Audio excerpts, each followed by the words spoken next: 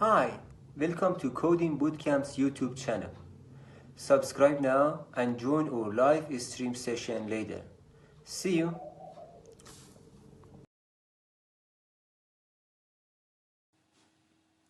Welcome to this presentation of Introduction to Solidity Programming by Coding Bootcamps. This again is the introduction to the Solidity programming language, how to build blockchain applications using Solidity. A little about our instructor. Jim Sullivan has a bachelor's in electrical engineering and a master's of science in computer science, and also holds an MBA. Jim is an IBM Master Instructor, an O'Reilly Media Instructor, and a Senior Blockchain Developer at BC Webmakers. As a software engineer with close to 20 years of experience, Jim leads an expert team in blockchain development, DevOps, cloud, application development, and is a safe methodologist. Jim is an expert in blockchain platforms such as Hyperledger, Ethereum, and Corda.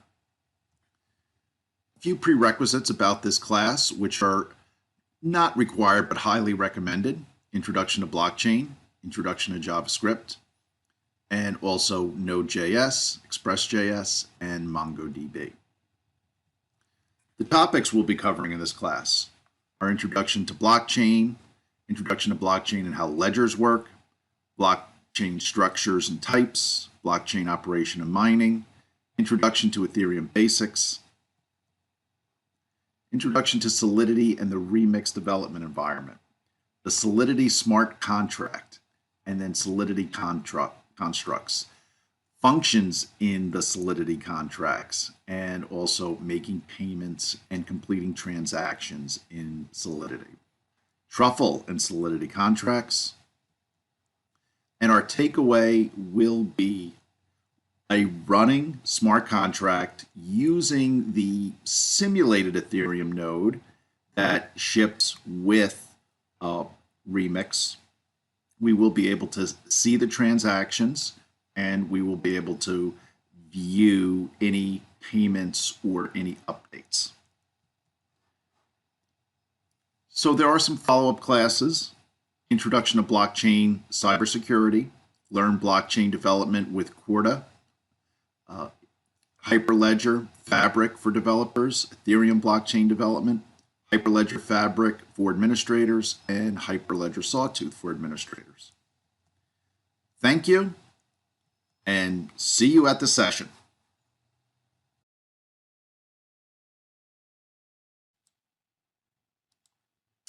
This is an introduction to Solidity Programming and Blockchain Technology, presented by Coding Bootcamps. We're going to start off with an introduction to blockchain technology. About our instructor: Jim Sullivan is a senior blockchain instructor and developer at BC Webmakers. As a software engineer with about 18 years of experience, Jim leads an expert team in blockchain development, DevOps, cloud application development, and the safe, agile methodology. Jim is an expert in blockchain platforms like Hyperledger, Ethereum, and Corda. Taking the courses below are highly recommended. So an intro to blockchain technology, JavaScript would be helpful, and learning Node.js, Express.js, or MongoDB. So an introduction to blockchain. So most people likely heard of blockchain when Bitcoin made its incredible price run around the year 2017. However, Bitcoin and blockchain are not the same thing. A blockchain can run without Bitcoin, but Bitcoin needs to run on a blockchain. Blockchain technology extends beyond Bitcoin, and blockchain is the underlying technology that secures and verifies Bitcoin transactions and other transactions. Blockchain is essentially the foundation for the Internet of Value. And we'll talk more about that. Bitcoin is a digital currency. It's open source, anonymous, and transparent. Bitcoin was founded in 2009 by Satoshi Nakamoto. This is a pseudonym, so nobody knows the true identity of Satoshi Nakamoto. If you want to get more information about Bitcoin, there is bitcoin.info, and there's also several, this is one, but there are several Bitcoin and blockchain explorers that you can use to get more information.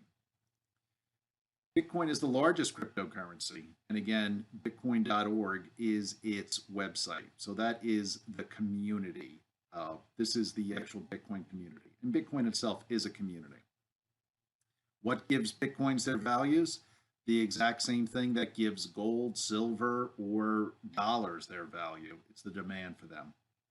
And if we think about it, gold, silver, diamonds are not liquid either. They must be exchanged for cash or some other medium of exchange to purchase goods and services. So Bitcoin first appeared shortly after a white paper by Satoshi Nakamoto was made public. This is a relatively small or short, I guess you could say, short white paper. You can look it up, and it is right on the bitcoin.org site. It's about 10 pages long. Again, Bitcoin is an application that runs on a blockchain. Likewise, just similar to the way that Instagram is an application that runs on the internet. You can make that comparison. Blockchain is secure peer-to-peer or person-to-person transaction system for transacting, in this case, in a blockchain case, it's transacting either some kind of digital token or digital currency or other items of value. It does not have to be a Bitcoin or a digital currency. For example, transactions can be as simple as using your smartphone and sending funds to another person. Blockchain runs in a truthless environment that allows transactions to be completed without a third party to provide trust. So again, blockchain runs in a trustless environment where the transaction is completed on the blockchain and is confirmed immediately. So all parties know that that transaction was confirmed. Just a quick look here at blockchains at scale. So blockchains would use the internet in the same way the World Wide Web uses the internet. So like we said before, that the internet is the host for an Instagram. So Instagram is part of the World Wide Web, runs on the internet, and the blockchains would also run on the internet. And then on top of the blockchains would be applications like Bitcoin, Ethereum, other public blockchains. So blockchain's mix of cryptography, distribution, and transparency results in a very powerful, secure, and immutable type of technology. Its unique construction allows for countless number of users and makes transactions of all kinds simpler, cheaper, more secure. Cheaper transactions also pave the way for microtransactions. So in the developing world, cryptocurrencies open the door to very, very small transactions, which by today, within today's banking system, would be too expensive because of fees. And blockchain is already being called the technology of the decade. It is the most significant technology advancement since the internet. And while said these statements may or may not be true, chances are you will be interacting with blockchain or it will affect your business in some way. So, well, blockchain is already creating new ways to solve old problems. So transferring money, it can be transferred directly between individuals. Tracking of data and files. So files can actually be uploaded to blocks, and those files then can be tracked transactionally. Automation of contract execution. So just like with most contracts, there's some agreement and some obligations for the parties in the contract, and blockchain can automate that process. And there's a long list of other uses for blockchain or other solutions for old problems. So blockchain is decentralized. So there is it is actually a blockchain. You can think of it as an operating network. So it's a network of nodes. It's also an electronic ledger uh, used to record transactions of any asset or anything of value. Data entered into the blockchain is immutable and incorruptible. And we'll talk about why that is. We just said it's decentralized, so there are many, many copies of the same data that exists on computers throughout the world.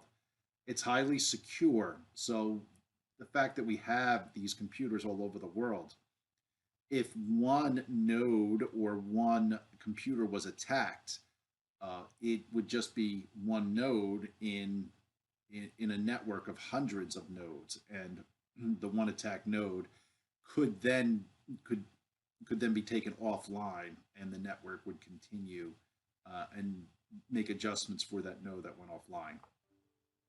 Data logged according to community standards, and it's permissionless.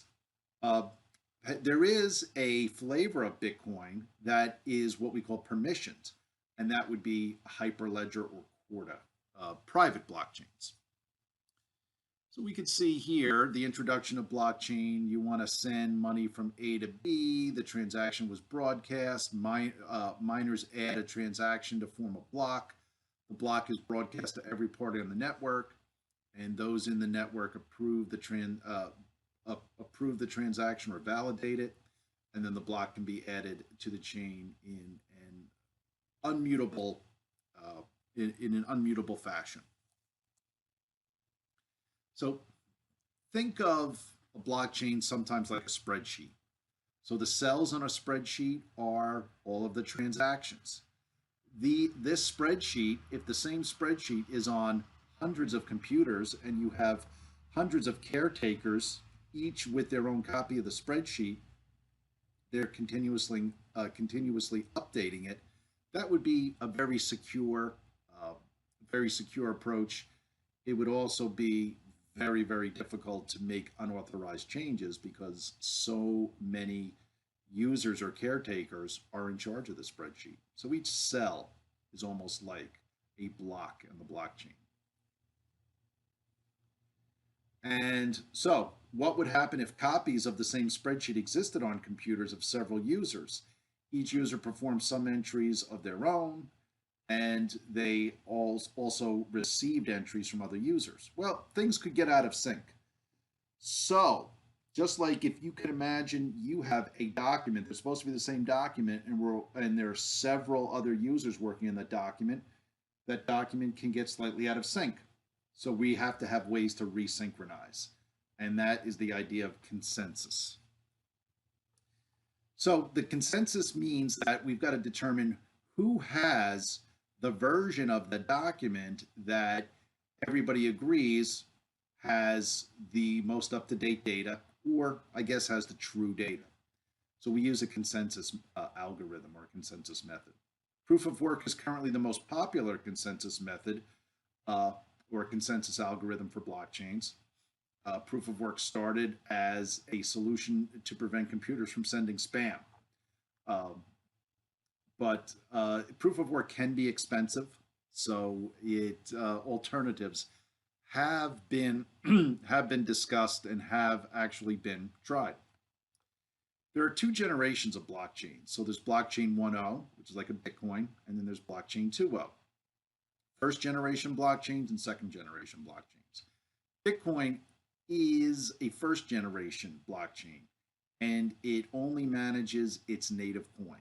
So the only application that runs on the Bitcoin blockchain is the Bitcoin application.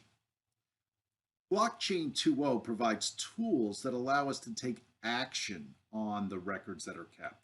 So we could actually write applications on second generation blockchains. And second generation blockchains can also manage any type of asset. So we can define what asset we want to manage, and parties can define what asset they want to manage. Smart contracts are the programs that run on second generation blockchains to take action on records.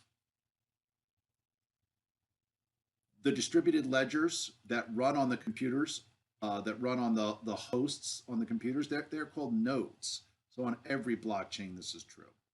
Nodes contain a full copy of the blockchain.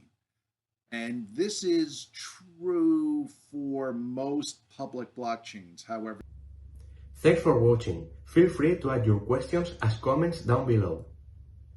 there are blockchains that are architected differently, where not all nodes are the same. So on a network like Bitcoin or Ethereum, every node is the same. There's just one type of node. On a network such as Corda or Hyperledger, there are specializing nodes. So not every node is different. Not every node is the same.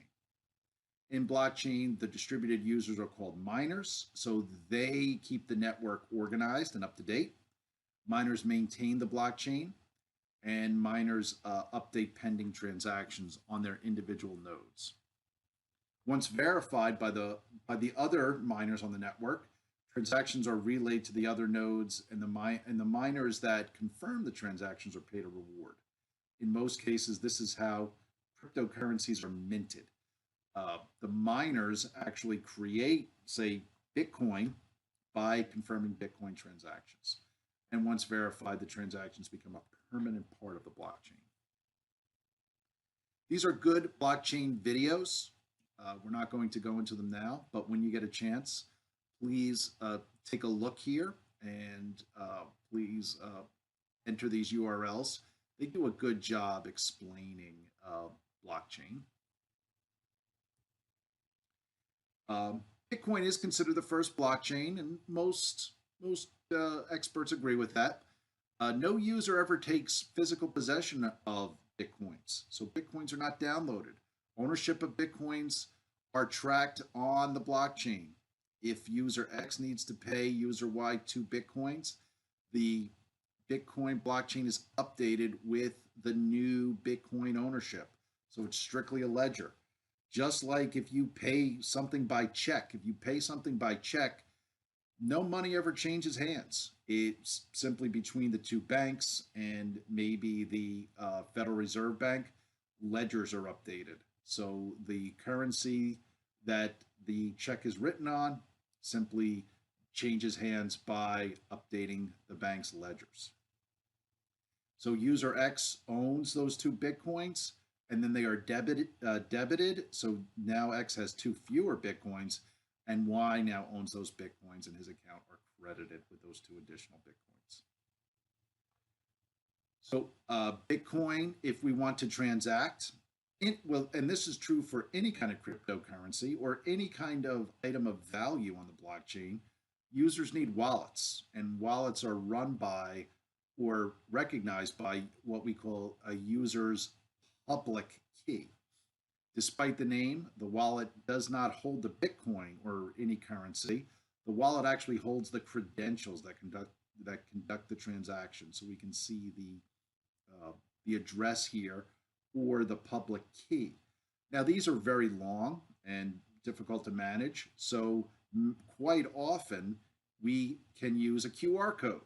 So QR stands for quick response, and this QR code can be scanned to avoid users from inputting these very long addresses. And again, the user's wallet address is the user's public key. So this would be the public key right here. All users on the blockchain know your public key or wallet address.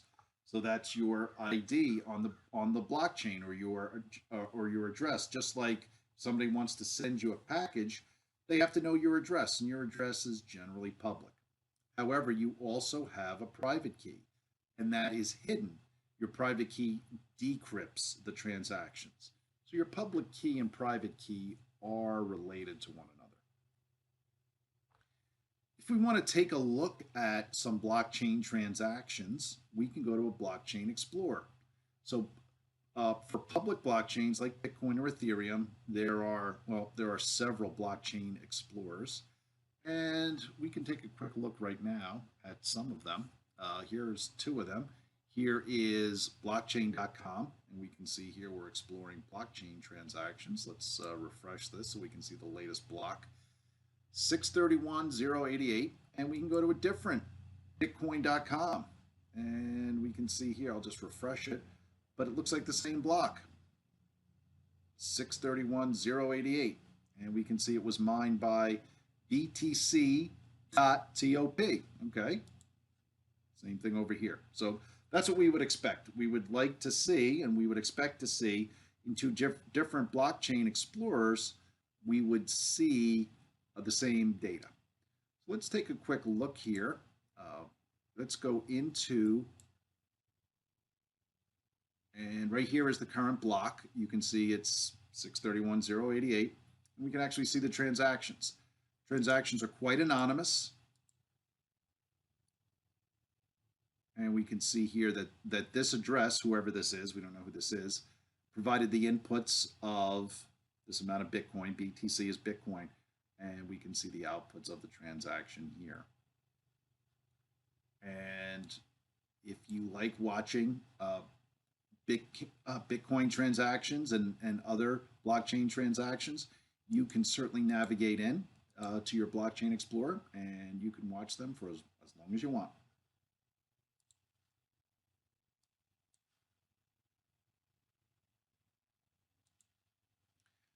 So we can see here that this is a screenshot from a Blockchain Explorer. And again, we can see it's anonymous. You can see the input address and the output address, and we can see the amount and other transaction information. We never see anybody's name, address, account numbers, or anything like that here. So again, if you say we wanted, again, to use a credit card to buy, say, a candy bar, again, no money ever changes hands.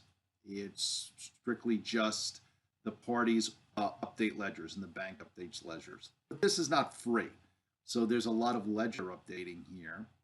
And there are fees. So somebody is paying a fee somewhere as these transactions are being approved.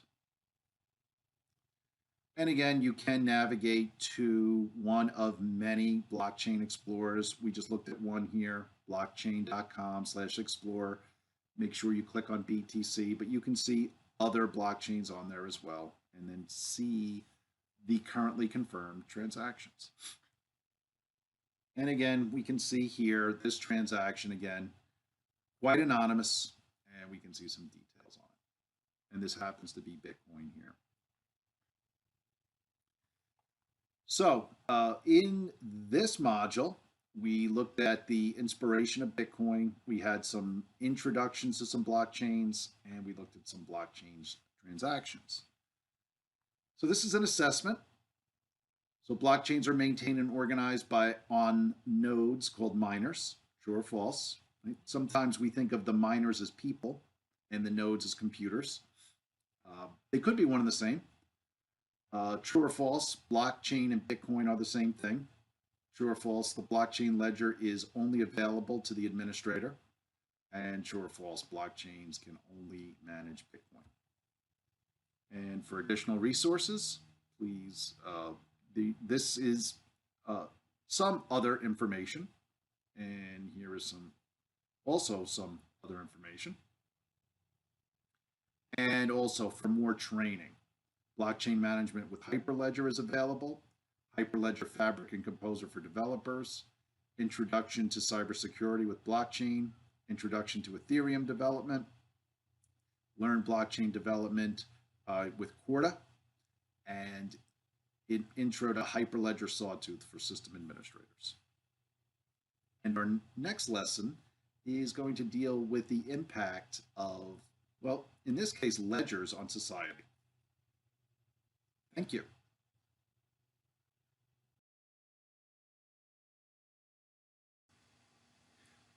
Welcome to this module, this lesson for the Introduction to Solidity Programming and Introduction to Blockchain. In this lesson, we are going to discuss the history of blockchain. So far, we have had an introduction to blockchain and blockchain applications. And now we are going to discuss ledgers. So if you think about it, if somebody said to you, what are the top inventions that have really impacted and advanced society? Chances are a ledger may not occur to you immediately. However, though, ledgers are in many cases, what enabled trade. Trade between individuals, trade between villages, and trade between nation states. So if we think about how a ledger works, transactions are only added to a ledger. If money is added to any user's account, it is entered into a ledger. No entries are added or changed on the ledger or removed. This is quite different from how centralized databases work. Balances are calculated by summing up the transactions. Although quite simple, ledgers have greatly impacted society.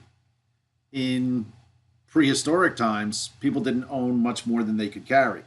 But once humanity advanced into the agricultural age, suddenly people were producing more than what they need. It was in these times record of ownership or ledgers came into existence. Once people knew and could prove what they owned, this facilitated trade. And then when the double entry ledger was invented, that made it possible to facilitate trade using third parties to maintain the ledger for two or even more parties. This type of ledger facilitated trade not only between villages, but between nations. Trade between nations led to more technology and discoveries. And this also gave rise to financial services, banks, insurance services, and you can imagine how the list grows. Today, we consider blockchains as triple entry ledgers. So there is an input amount, an output amount, and also a mathematical pointer to the next block. Once on the blockchain, transactions are written into a file called a block. And block sizes are usually limited to prevent one-way blocks. And a lot of times you see a block size limited to about 1 megabyte. After about 25 transactions, the miners begin to validate the block. And blocks are only added to the blockchains. Blocks are never removed. If a block could be updated, there would be no way to trust it. One of the big issues that blockchains had to solve early on was double spending. Obviously, with physical cash, double spending is not a problem.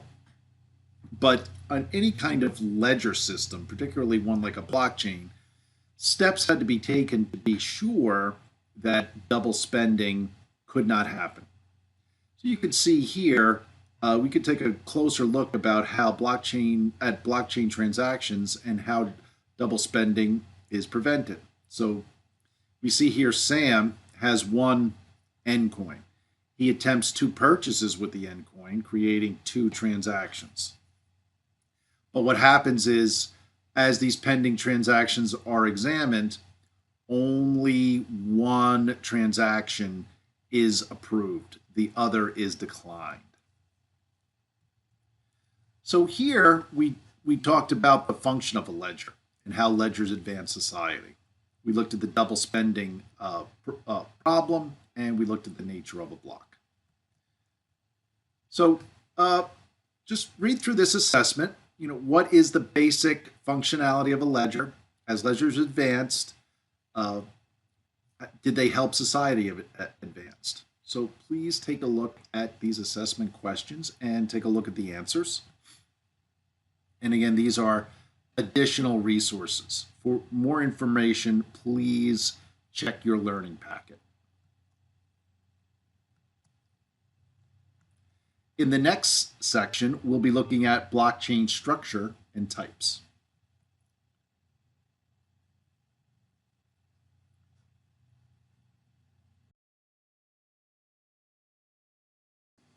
Welcome to this lesson, lesson number 3, that deals with blockchain structure and types.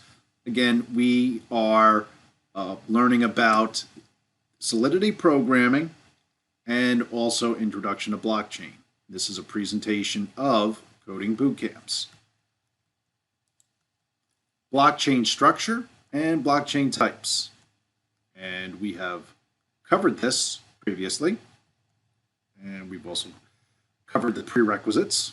And just to recap, we did discuss. If you have enjoyed watching this video, please subscribe to our YouTube channel. Thank you.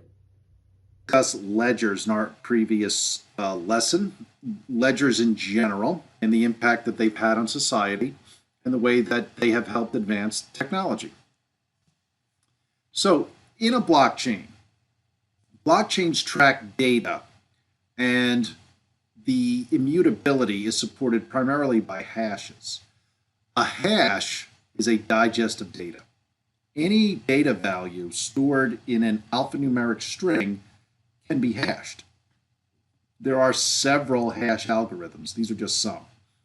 MD5, SHA-1, SHA-256. Hashes are very sensitive to changes. The sensitivity to the change is the number one reason to use hashes in a blockchain. Because if we detect a change in the hash, we know that some data has changed in the blockchain. Therefore, we know that that node has problems or has been tampered with. Then we can take action to overwrite that bad node with the data from an unaffected node. So if we could see here, the data here, this what is blockchain can be hashed, and this is using the MD5 hash. This is its hash string. This string here, 1,000,000, it can be converted to a hash that looks like this. So these are all the same length, 32 characters. A 0 hashes to this length, and the beginning of the Gettysburg Address can also hash to a string that's 32 characters in length. And if I remove this period here at the end, this hash would actually change. So hashes are asymmetrical, so there is no inverse hash function. In other words, you can apply the hash formula on one input and return output, but there is no formula to reverse the hash. The only way to do it would be by brute force. We can take a look here how we actually use the hashes to create a chain of blocks. That's our blockchain. So the blocks are filled with transaction data. We can see here. Once the block is validated, everybody says the transactions are good. The block's data is hashed to a hash value. So we can see here, here's our data. Then we have a hash, and a proof of work is also added. Or we can take a look here at the in block 40, all of these transactions here. And then we have we come up with a hash for the block. There was a previous block 39, and that was its hash. So this hash now is used in the header as part of the header for the next block. And that's how they are chained together. If any of the data here in block 40 would change, then this hash would change. And then it would no longer be pointing to block 41. Here's a slightly simpler variation.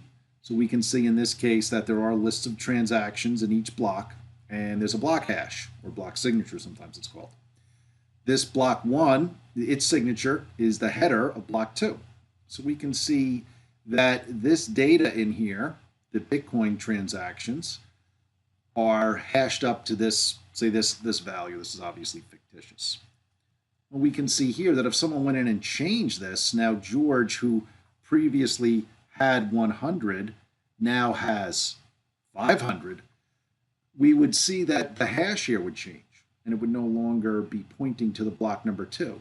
So then the miners on the network can take action to overwrite block 1 with the correct data.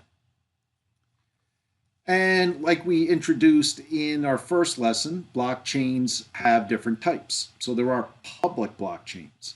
And some of the attributes and properties of a public blockchain are here. They have that distributed ledger. They're fully opened.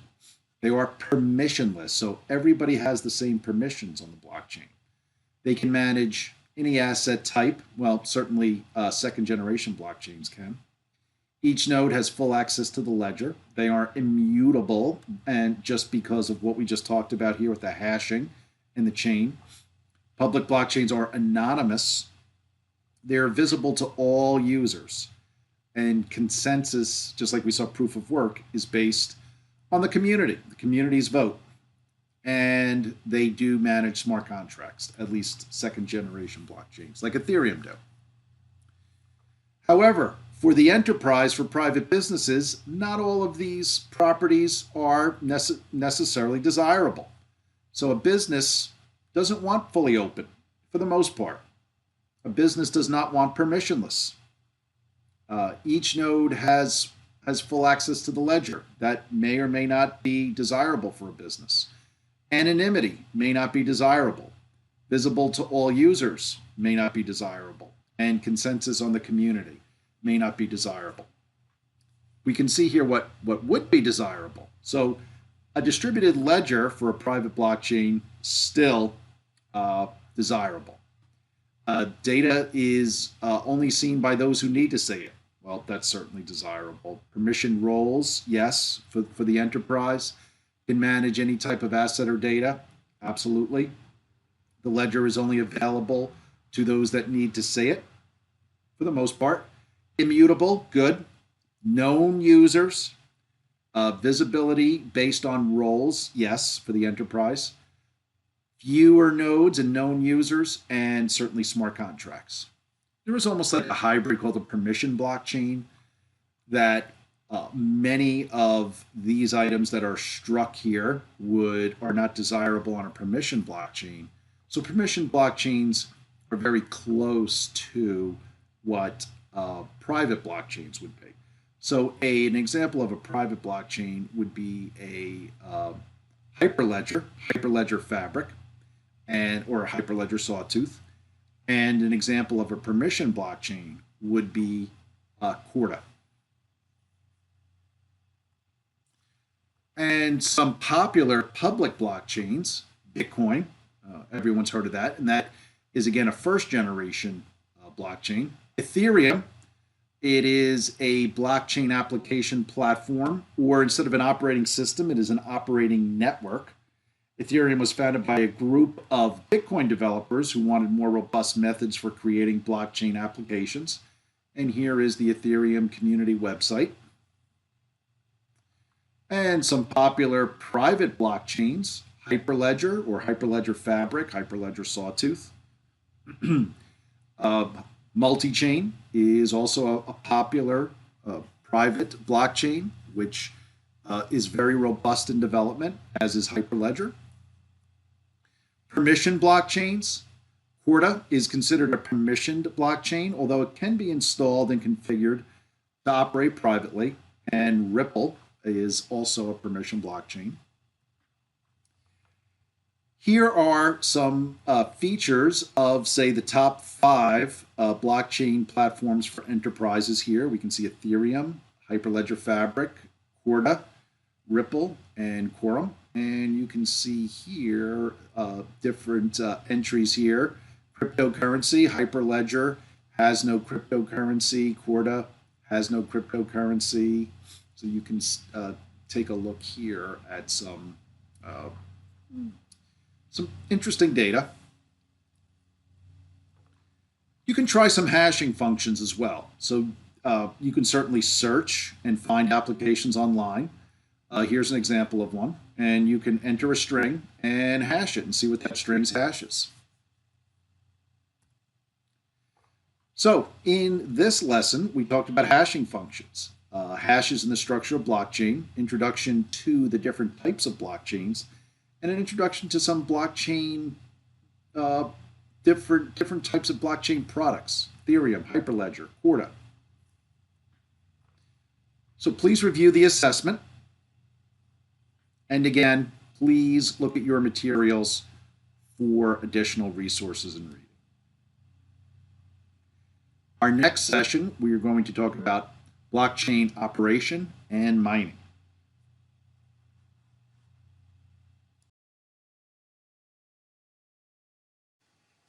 Welcome to this lesson, Lesson 4, of Introduction to Solidity Programming and Introduction to Blockchain.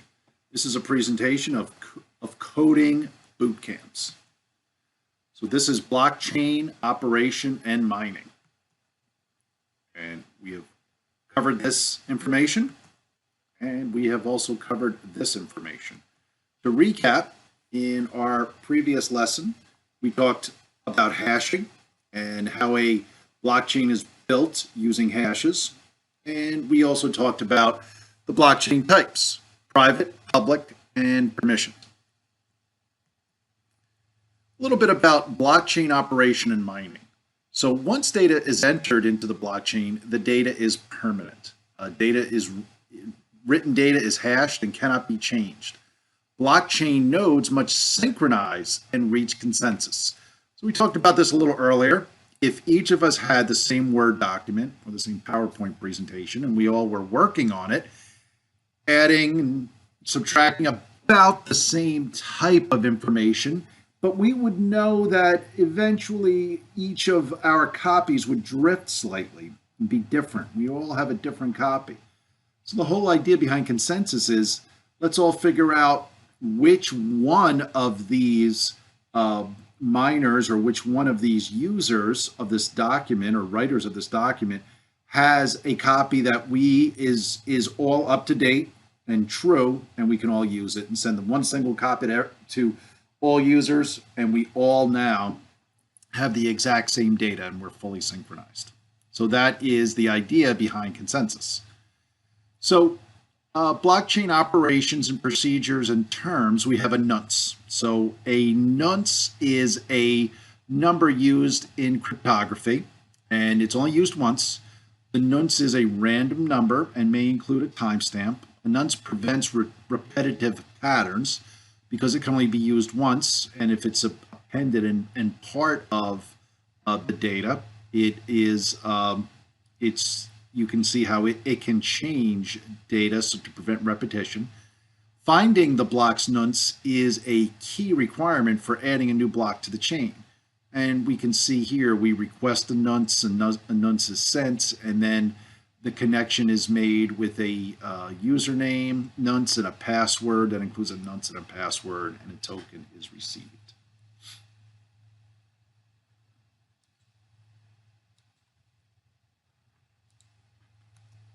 And a Merkle tree. So a Merkle tree is a mathematical data structure. It's a tree structure made of hashes. So every leaf is labeled with the hash of its data block, and every non-leaf is labeled with the hash of labels of its child nodes. If you look back at the white paper written by Satoshi Nakamoto about Bitcoin, you can see he greatly refers to Merkle trees. Merkle trees are used for data verification when stored data is transferred between computers in a peer-to-peer network. So let's take a look here. So we can see here that the leaf is, in this case, I guess you could say, is the top hash here, and how it is pointing back to hash 0. You can see hash 0 written there, and hash 1. And we can see here, it says hash 0.0 and hash 0.1, and you can see how these where these different hashes are actually pointing back to previous hashes. A block on a blockchain is a file. So just like any other text file, it's relatively simple, usually limited to about 1 megabyte for management purposes to prevent runaway blocks. A block can be thought of as a cell in a spreadsheet, like we discussed earlier, that contains transaction information, a timestamp, and a link to a previous block and other information. The block structure has 4 basic elements. So the block size, a header, transaction counters, and it has transactions. So if you see here, we can look, this is the structure of a block. You see here the block size, the header, the transaction counter, and the transactions that are part of the block. Blockchain operating procedure. So a block height is just simply the number of blocks on a chain. And we will actually see, if you look at your blockchain explorers, you can see they're very clear what the current block height is for Bitcoin, for Ethereum. The block time is the time needed to generate a block. We're going to look at one special fork. Now, forks, you can see here, we talk about a fork and then a hard fork. In our case, a fork is going to be a... Thanks for watching. Please like and share this video. Almost a temporary line off of a block where miners are working on their own and they're adding transactions in the hopes that they will be selected to add the actual block, the permanent block to the blockchain. So a fork is a temporary set of blocks. A hard fork is a split in the community. So that's where one part of the community moves in their own direction. So what they would do is at a certain point, take the existing, say in a case of blockchain, one new community says we're going to take this blockchain as it exists now, we're going to copy it over to our own set of developers, and we are going to take it in a different direction up until a certain point, and then they change direction. Mining is the process of keeping the whole blockchain up to date and organized. So again, miners verify groups of transactions in a block, and miners take part in consensus to keep the ledger synchronized. And miners validate transactions, and when transacting an asset, pending transactions are created. So if you and I would transact Bitcoin, initially, when those transactions are complete, they're entered as pending transactions until verified by the miners.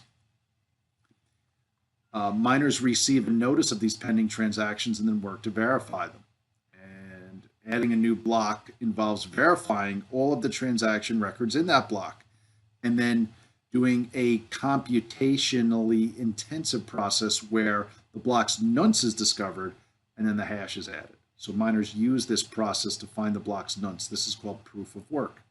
And the proof of work is very expensive. It involves a lot of calculation, uses a lot of electricity. So we can see here the completing the proof of work proves that the miner is contributing transaction validating, computing power, and electricity to the network.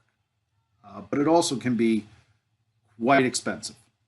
At a certain level of processing on the blockchain, all activity stops. And then the data is broadcast across the network of the new block. If 51% of the nodes agree, they synchronize on that new block. The miner who found the nonce and added the block receives a reward, a certain reward of the blockchain's native token. So if it is Bitcoin, the miner that added this new block that everybody agrees is correct and valid will receive a certain amount of Bitcoin. Blockchain also for mining here, locating the nonce while running the proof of work involves no special skill set. The proof of work software uses random number generation to test for the nonce. It is no different than if you had a combination lock and you just went through trying different combinations. Let's take a look at a fork here. So what's happening here are these are the permanent blocks here, 1, 2, 3.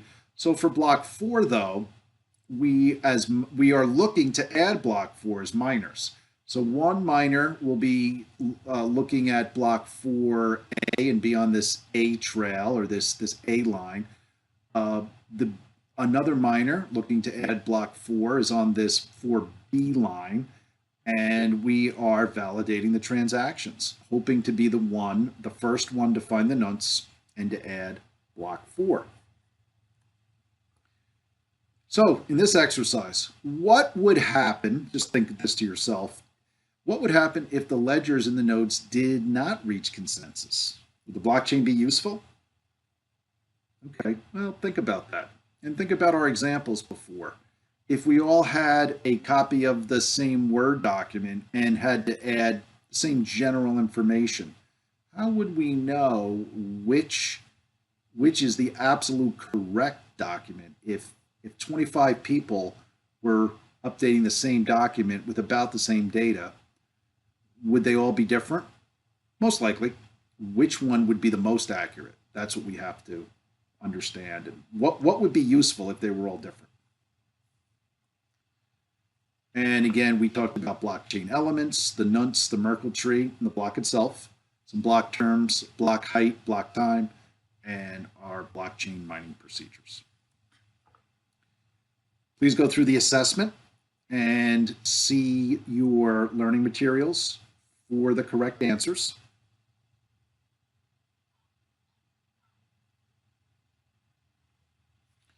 And again, check your learning materials for these and other resources. Our next session, we're actually going to have our introduction to Ethereum. Thank you.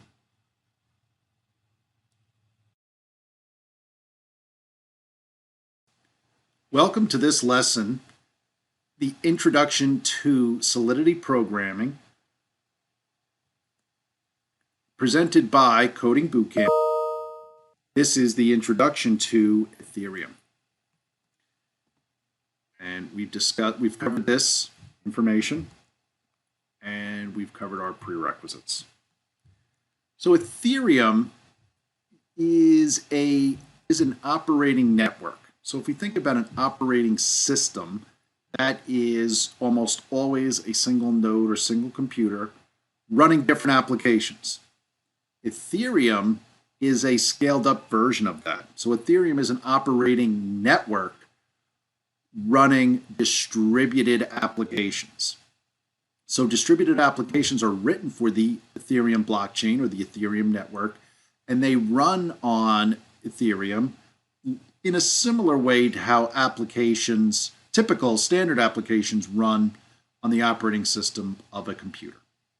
And Ethereum's native token or cryptocurrency is called Ether, and here is the Ethereum logo. Before getting to Ethereum, let's just quickly review the basics of blockchain. So blockchain is a ledger, and it tracks ownerships of assets.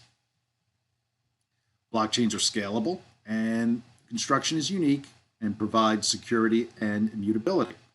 And until blockchain, transactions with few exceptions required a third party to act as a trusted intermediary. And that trusted party needs to get paid. Trusted third parties perform a service, and that service has a price. The involvement of the trusted third party also involves time. So when a typical transaction with a bank is completed, it is pending for a certain period of time. Maybe it's sometimes days. With a blockchain, it can be minutes that a transaction is pending for. So they are confirmed quite quickly and with a much, much lower cost.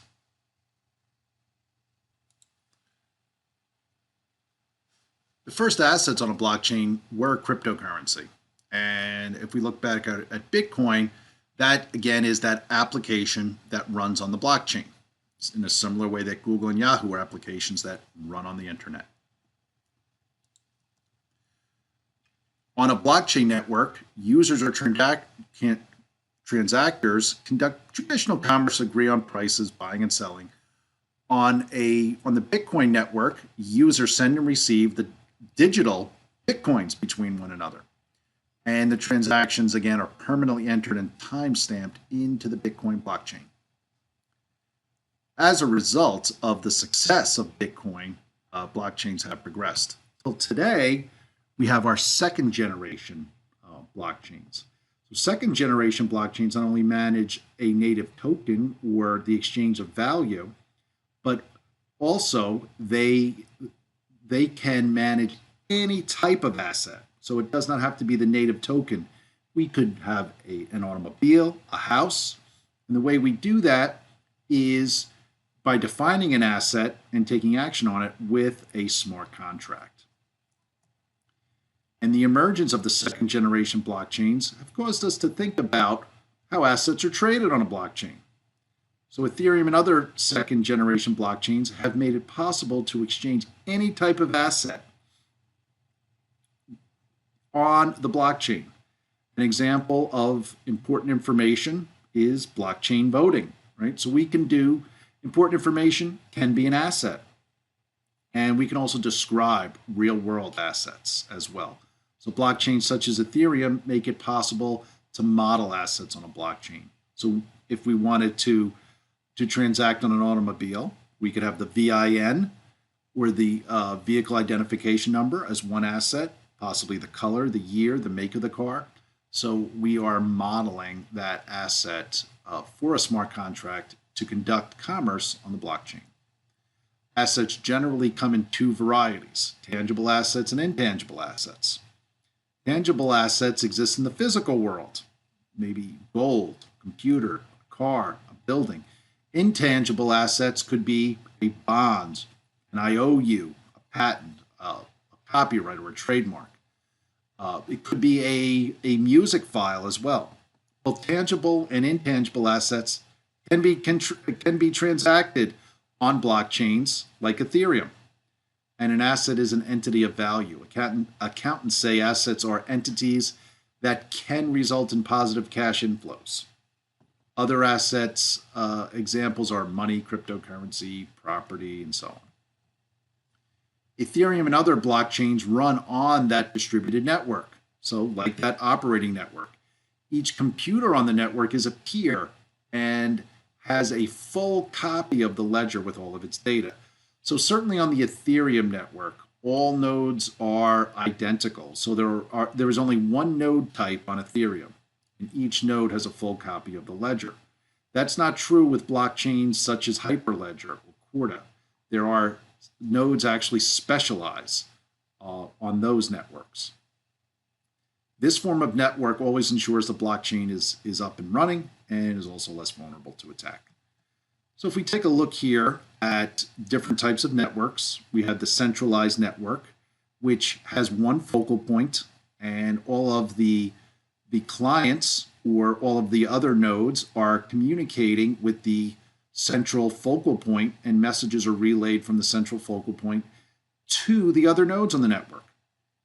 And then if we look at a scaled up version of that, we have a decentralized network where we don't have one central focal point, but several. So the central focal points can communicate, and then we have nodes that communicate with each of their own assigned focal point. So we have many focal points and then many nodes, and then the nodes are assigned to communicate with a single central focal point, and messages are relayed between the nodes and their own focal point and between the focal points. And with a distributed network, there are no focal points. Every node is a peer. And it's a peer-to-peer network, sometimes it's called. So every node is the same. So you can see here, if any of these nodes go offline, that node can be replaced by a different node until this node's able to come back online. So in summary, we talked about a little bit about the Ethereum structure. And again, a little bit more, we reviewed blockchain basics and blockchain architecture. So please take a look at the assessment and take a look at your learning materials for the answers. Again, number 1, number 2, and go all the way up to number 10. And again, look at your learning materials for additional resources. And also look back to coding boot camps for additional opportunities for training.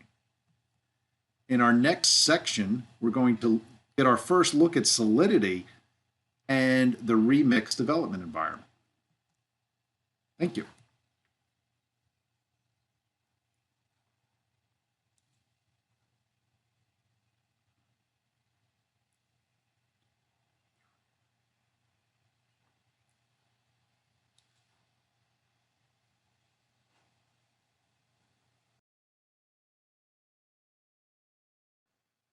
Welcome to this lesson, Introduction to Solidity Programming and Blockchain Basics and Introduction, presented by Coding Bootcamps.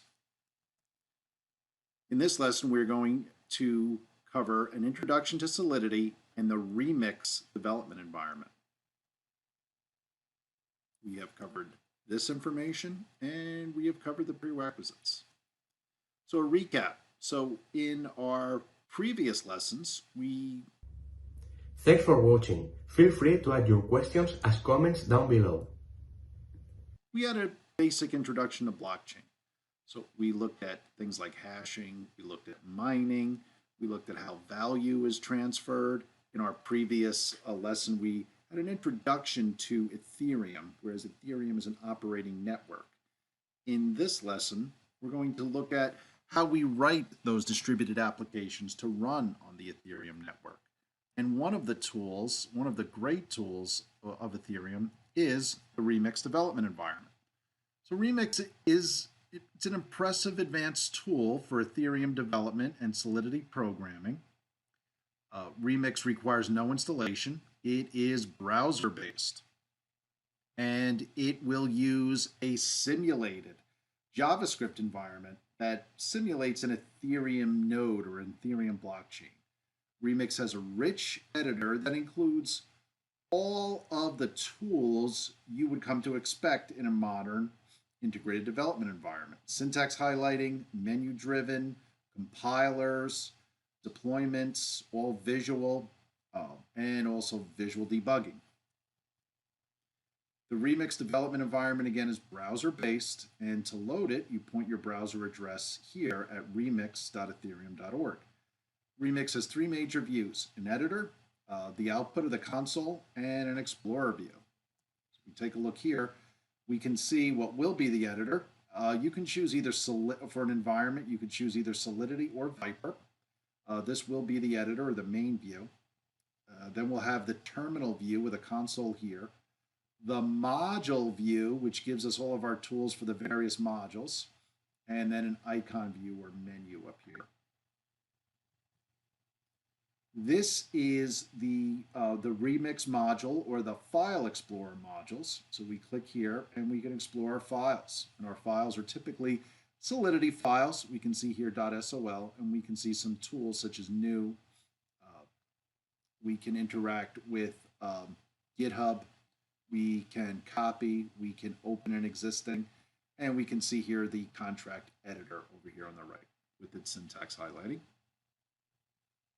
And we have the compiler and deploy modules.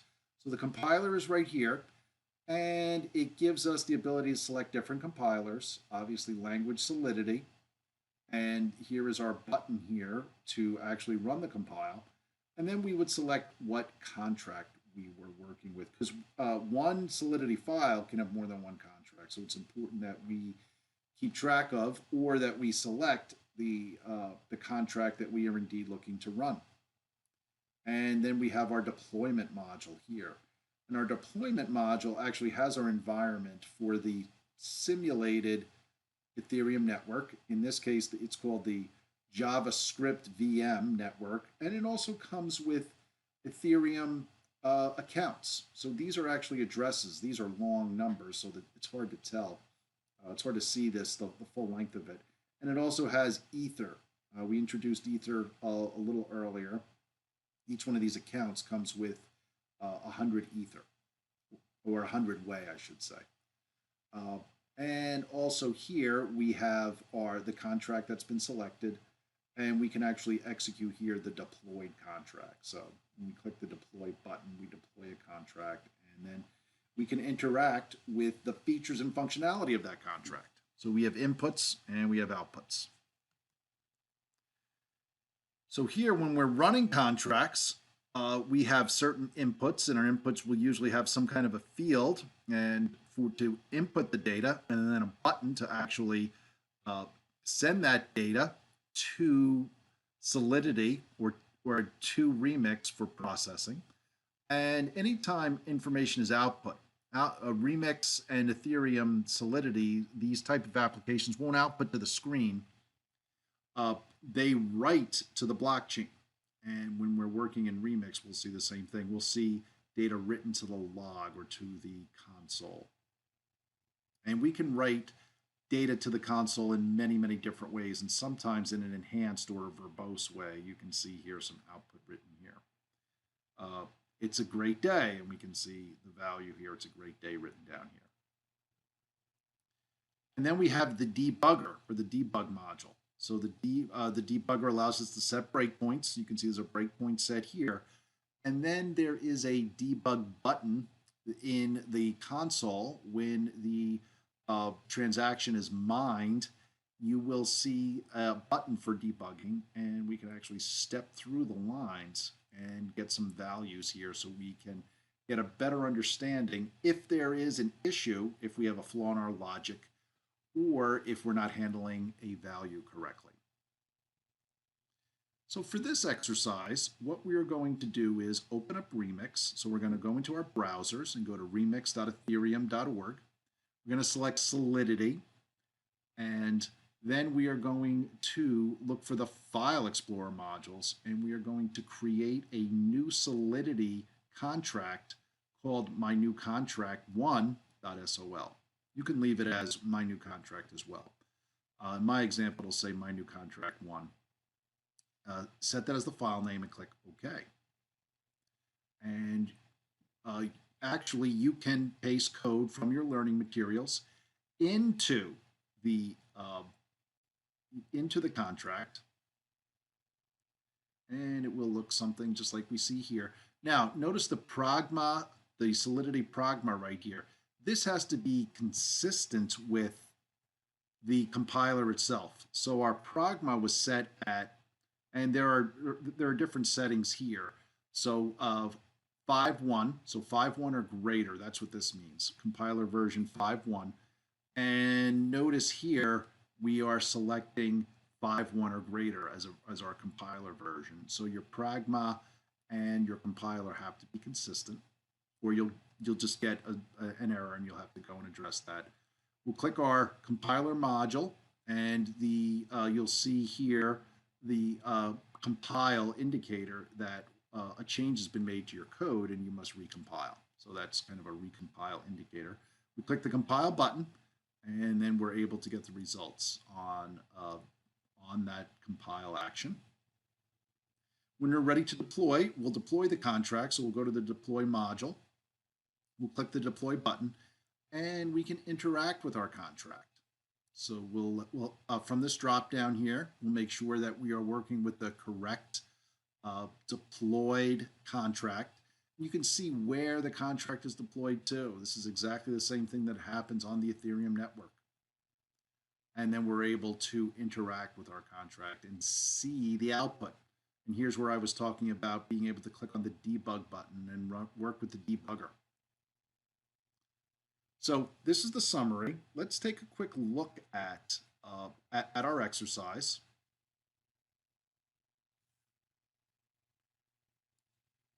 So we'll bring up Ethereum, and I already have it here, but what we would do is we go to our File Explorer, and we make sure we navigate to remix@ethereum.org. Click the New button, and enter the name of our contract, and click OK.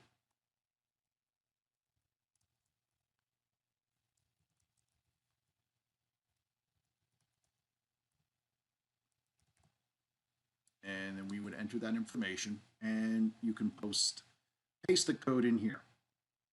As you can see, there are various functions. We have the set, the get, working with some int. So working with a function here that looks like it takes an integer and it adds 10 to it and then returns that new value. So you can see here these functions actually take a value and return a value. So take a look. We see the declaration. We see the pragma here. We must be at 5.1 or higher of the compiler. So let's click on the compile module, and we can see that we are at 5.1. So this should compile. Let's click the compile button. Notice we're compiling mycontract.sol. You can see it. That this is the file name, and we can see the contract. And again, an SOL file could have more than one contract. So let's run this, get some feedback here from the compiler. Okay, that compiled, and we see the contract is here, and we're fine because we only have one contract in this file. Now let's deploy it. So this is our deployment module. And we see here we're in the JVM environment. So JVM VM. So this is a simulated node. We could have a local node here, a Web3 provider like Ganache, where we can connect to. We obviously need to pass in that information.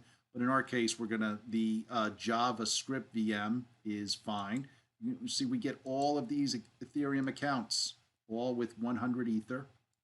That is the Ethereum, as everybody knows, the Ethereum token. So let's click the deploy button, and we'll deploy out to our Java VMs to this node. And notice our 100 Ether went down a little bit. It decreased ever so slightly because we're using our Ether to make payments to the network, a very little bit, a tiny bit. That's called gas. And here's our debug button if we need it. So our transaction's been mined, and we can take a quick look at this information. There's not a lot here. It was mined automatically. It wasn't mined with a miner or anything. Okay, let's clear that. So now we can drop down here and see the various functionality that corresponds back to these buttons. So if I wanted to use this hint, I could put maybe 4 in there and click the button. And we could see here that that went fine and that transaction was mined. If we wanted to see more information, we can click on this caret or this down arrow, and we can see that we have actually set, using hexadecimal, this int I. And now I can return int I. I just want to clear this by clicking my int I. And we can see, oh, okay, it's 4.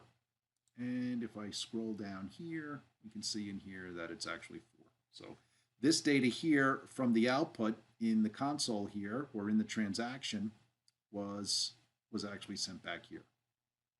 And we can also we can set a value. We could say good day.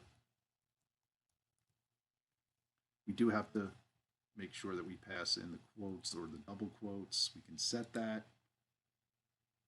And we didn't say it, but this transaction was mined. We have to be careful we keep this closed. We can do the get. We can look where get is here and get, and we can return. And return good day. And again, we can go in here and we can see good day was returned.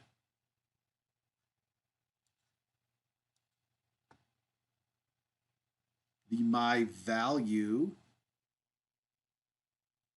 is right here as part of the set. We can return that, and we don't have anything set in there right now.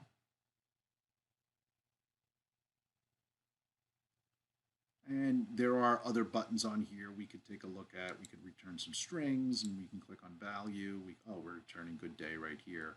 So the value is right here. So it is so string 1. Oh, we haven't run my get yet, so we'd have to run my get. And then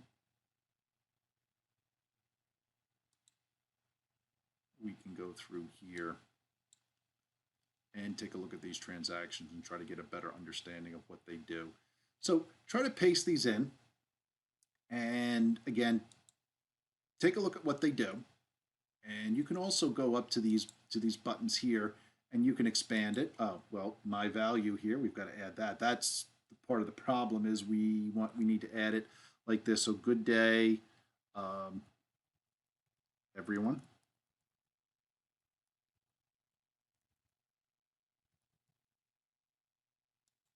Transact, and my value.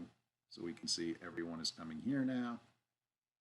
And with the hint, we just see 1 here. So string 1, let's see where string 1 is. String 1 is part of my get.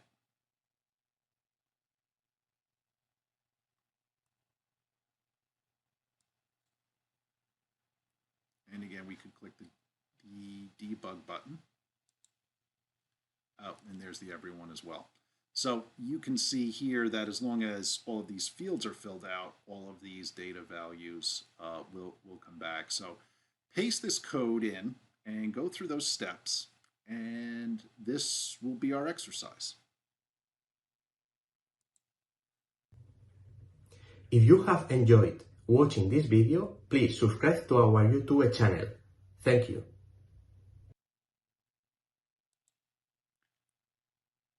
Also, please do, after you review the contract here, please take a look at this assessment and look at your learning materials for the answers.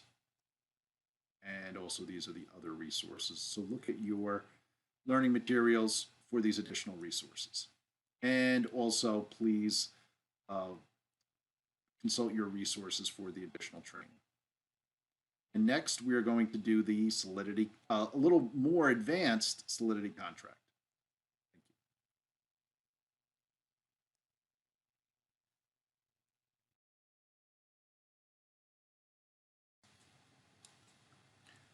Hello, welcome to this lesson of the Introduction to Solidity Programming presented by Coding Bootcamps. This is going to be more of the constructs of the Solidity contract. We've already covered this information, and we've already covered this information. So up until so far, we've had our introduction to blockchain, and we've also had our introduction to Solidity with the remix environment. So now let's take a closer look at some of the constructs in Solidity. The pragma. So we talked a little bit about the pragma. The pragma keyword is used essentially to call the compiler. There are different ways to structure the pragma. So you can use the greater than or equal sign, which means the compiler version has to be between greater than and less than or equal to. Or you can use the caret that says the compiler version will not be earlier than a particular version, or you can set it to be exactly equal to. You can see examples of the pragma right here, and that has to somehow be consistent with the compiler we use for our Solidity code.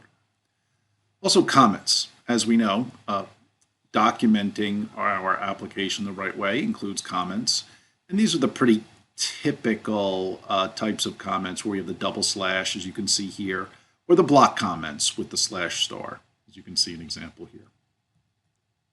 Booleans. I'm sure you're familiar with Booleans, so Booleans can be either true or false. Booleans have a list of operators, including a negation, logical conjunction, so double dollars, and logical or, equality with the double equals, or inequality. And then integers. So integers are signed and unsigned. Signed integers can be negative, so that is the big difference between signed and unsigned. And integers can have different sizes. So we can see here we can have from anywhere from an int of 8 up to 256.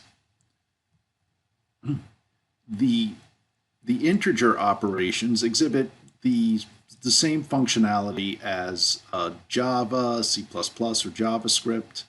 So we can see here the int operators less than or equal to, less than, equality, inequality, greater than or equal to, and greater than, and the arithmetic operators. We can see here all of the arithmetic operators such as subtraction, multiplication, division, modulo, and exponential.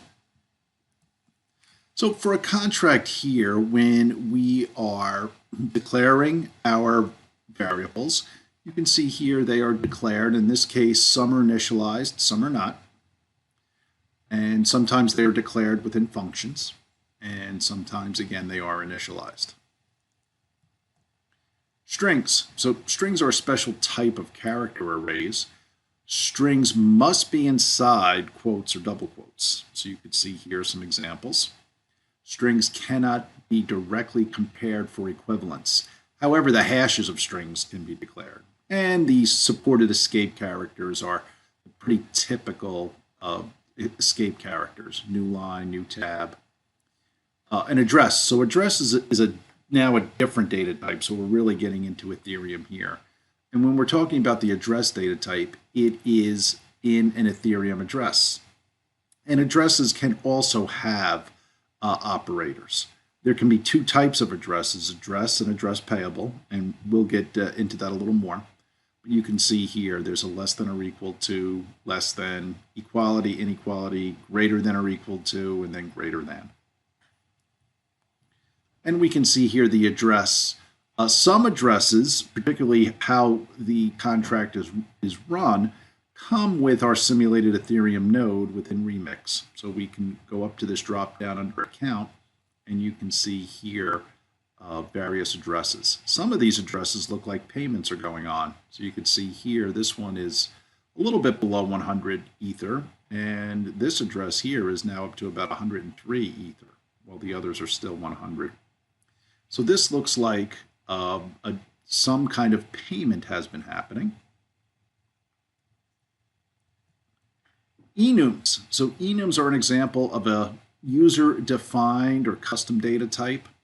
Enums are zero indexed, and when an enum is declared, it is declared with its name and its type, and the enum is initialized at the constructor. So when we initialize within a constructor, so you can see here an enum user options, and we can see the various user options here, with the first option being a 0, and then the second option be a 1, and the one after that would be 2, and so on.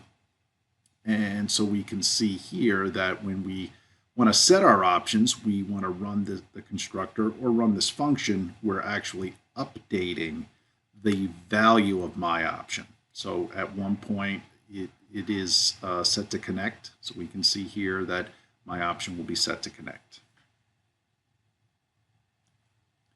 And a little bit about some special Ethereum type of operations. So Ether units. So Ether can be subdivided. It can be subdivided quite small.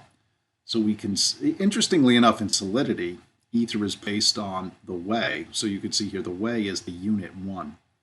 And a Zabo is a way raised to the 12th. A Finny is a way raised to the 15th. And an Ether is a way raised to the 18th. A few things, a few properties of the blockchain that we can return.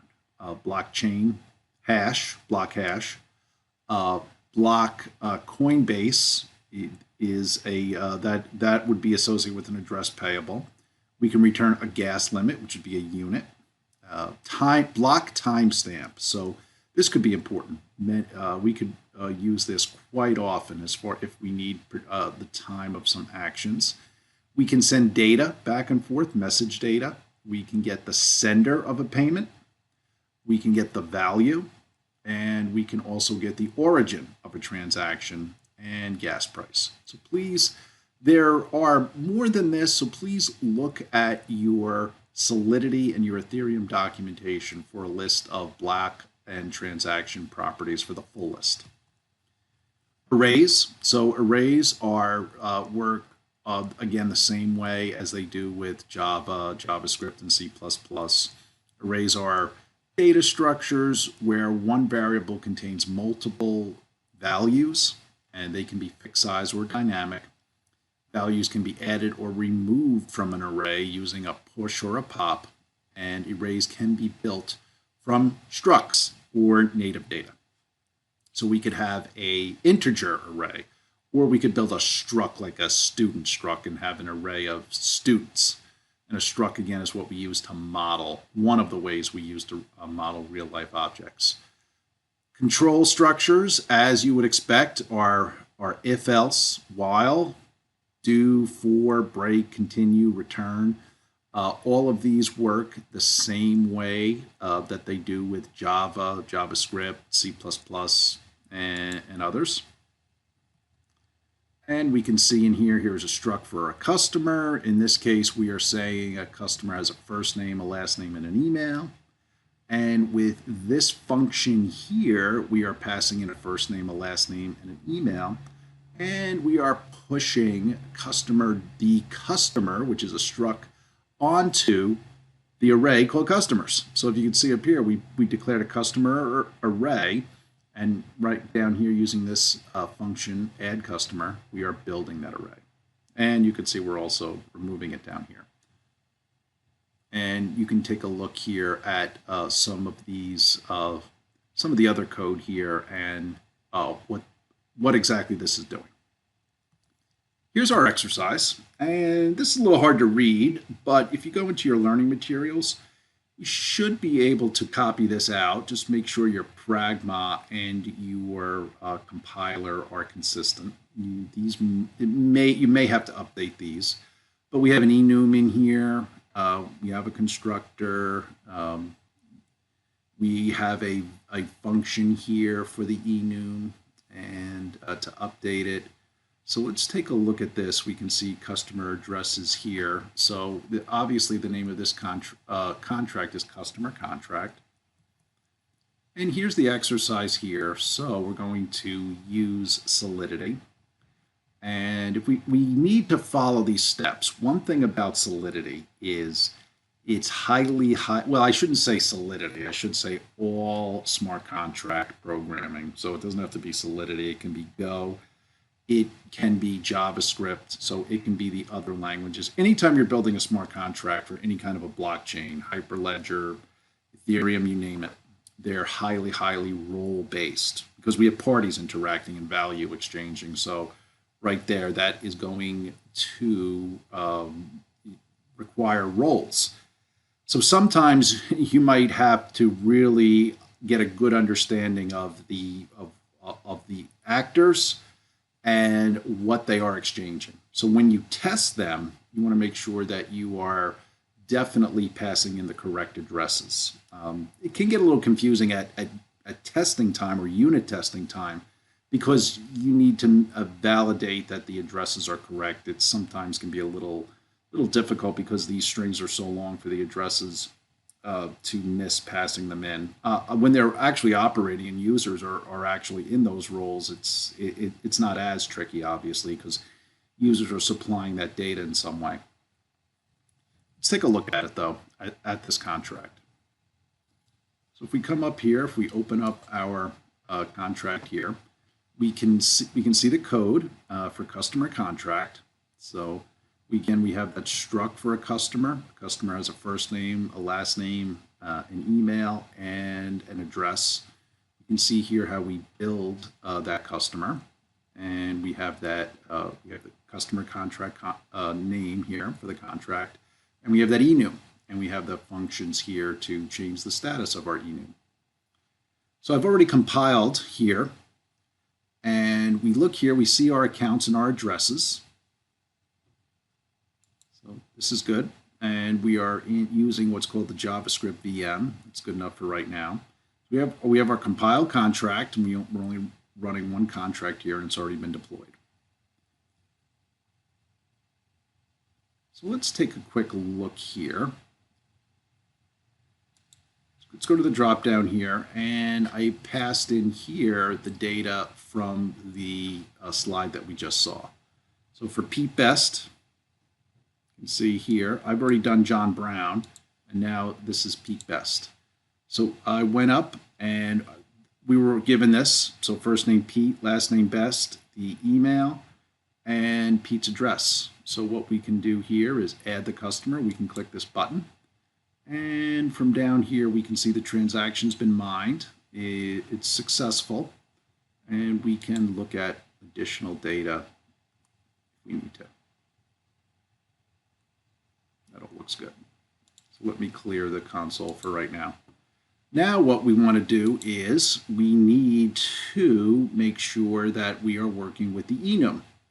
So let's do a customer count. So notice I did a previous customer count and it came back 0. So let's click customer count now. And it's still 0. That's interesting. So we need to count the customers only when we are in a particular state. So notice here it says if my status is ready.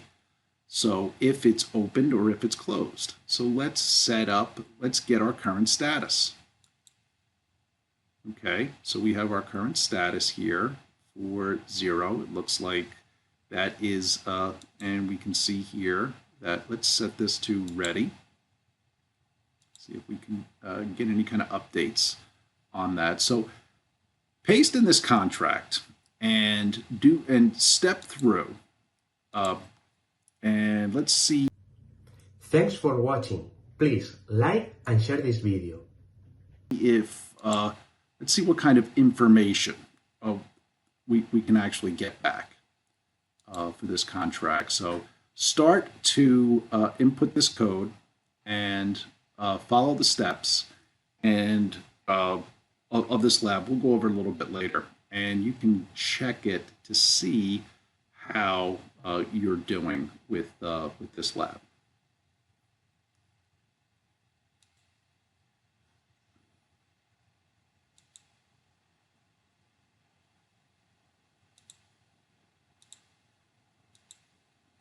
So this is the summary. We looked at the versions and the pragmas, the compiler versions and the pragmas. We talked about integers, boolean, strings, addresses, enum, structs, arrays, and control structures.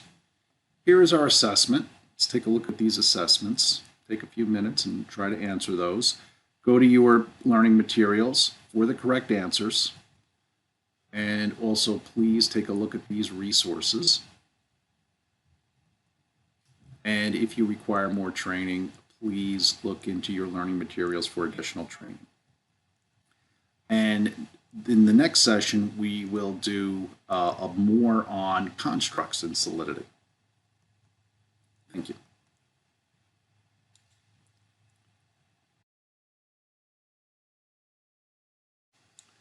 Welcome to this lesson of an introduction to blockchain and programming in Solidity, presented by the Coding Bootcamps.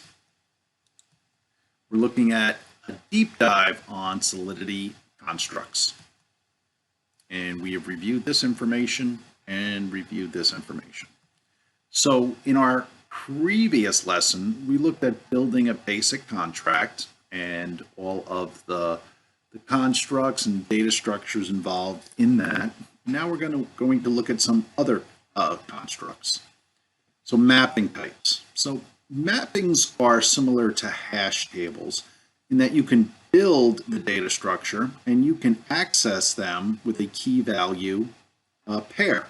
So we can see here with the customer's mapping is Mark Smith, and Mark's key is right here, and the value happens to be 1. So anytime I want to access Mark, I would just pass the number 1 back to the customer's mapping, and I would get all of the data here that is part of this mapping.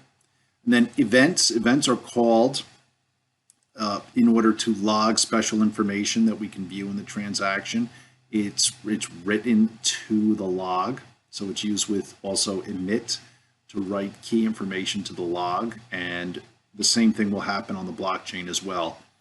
The events will be written to the blockchain. And we can see here in this Solidity contract, we have our mapping, and it's called customers. And if we look down here in this function, we are adding the customer to that mapping. So we can see here this counter is adding a new key value for accessing all of the customers that are being added. And over here, we can see the events and the emits. So when the event is emitted, it will write key information to the log and to the blockchain. The for loop. So with the for loop here, we have the header, and we have the block with our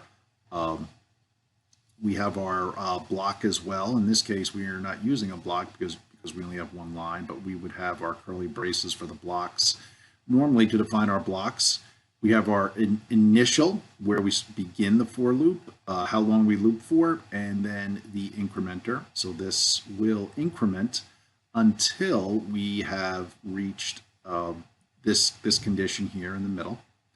the while loop. So a while will continue to execute the block until the condition in the block header is false. So with the while loop, we have our header and we have the curly braces. And the while loop will execute until this condition here in the header is false. Our do while loops and our while loops are the same, except you can guarantee that the block will execute for the do while loop at least once. And the switch cases works the same way switch cases work for Java, C++, or JavaScript, where it's almost like a simplified if-else. The case equal to the value that's returned, and the evaluation ends. And there's no default. The default value is returned when there is no match. So we can see here our do while loop. So this block here will execute one time and then continue while this statement here is true. And we can see here our switch cases here, how it goes in and evaluates, and here is the default line. Error handling. So error handling, there is no try catch in Solidity, at least not yet.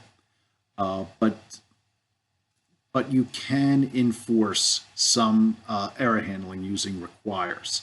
So with a require, you can require certain values or certain conditions. So in this case, the require returns an error if a parameter returns false when it should be true. So we can require certain values or certain conditions, or else the transaction won't proceed and it'll revert.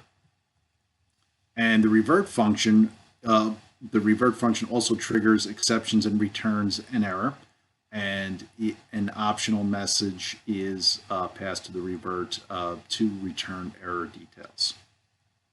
So the revert we use when we're looking to require a certain condition so our transaction doesn't happen, because as we all know, with Ethereum, when a transaction completes, a little bit of gas has to be paid to the operators of the blockchain. And if a transaction doesn't happen, we don't want to see our users having to pay that gas for nothing. Here is our exercise. So this is a little long, but it's called My Pay Vendor Contract. And this is kind of interesting because not only do we use what we just learned about to set up vendors, we're actually going to issue just not really a cryptocurrency, but the very, very beginnings of our own type of payment method, which could be considered almost like a currency for our particular contract. And then we're actually going to pay our vendors. So let's take a quick look here at what we'll do for this exercise. I'll demo this. So for this exercise, and bear with me here, we are going to load up the contract called My Pay Vendor Contract.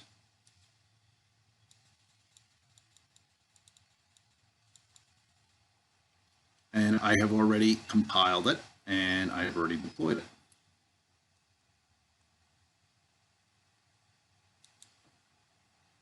Okay, and here we are right here.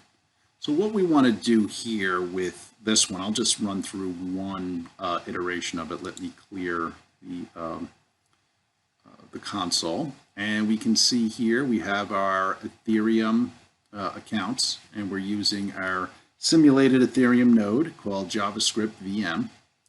So let's add a vendor. And since this is a string, we'll use the double quotes.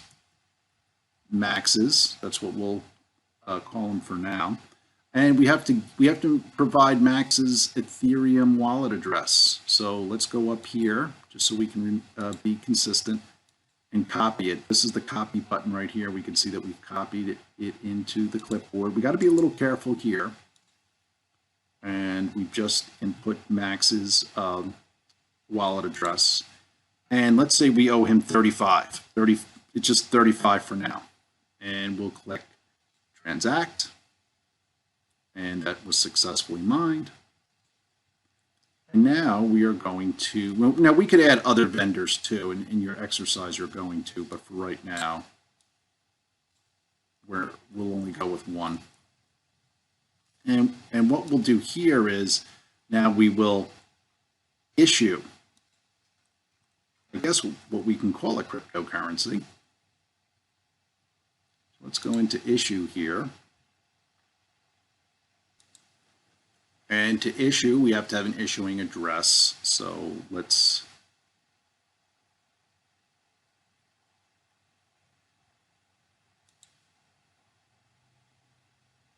grab this address.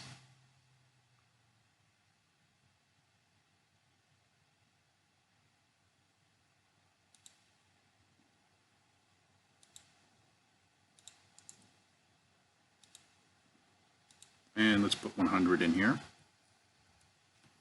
and issue that amount.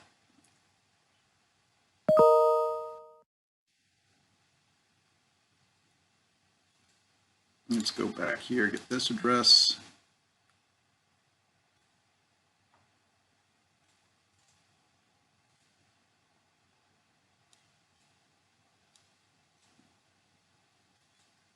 Okay, it liked that one better. I pasted the wrong address.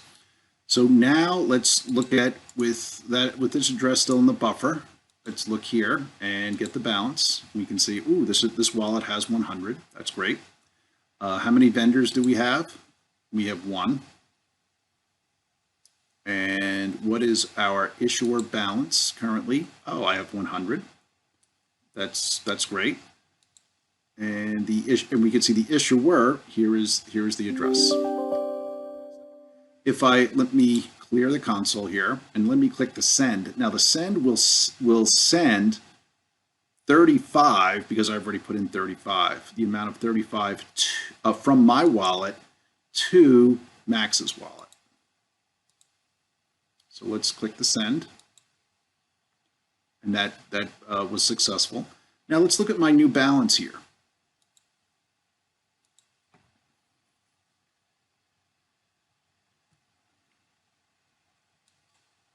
Now my issuer balance here is, this is where we get the issuer balance here, is now 65 because I paid 35 out to the vendor.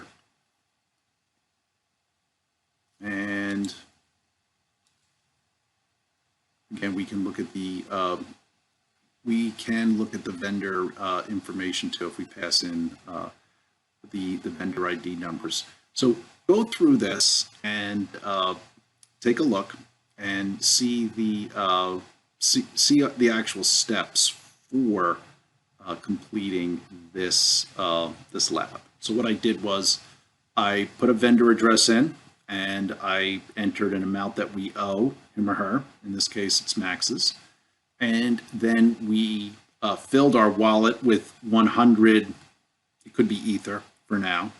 And then we click this button here to actually send 35 over. So that's why our balance now is 65.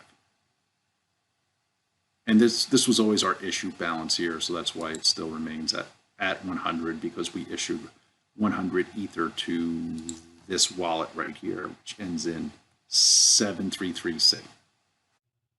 Thank you.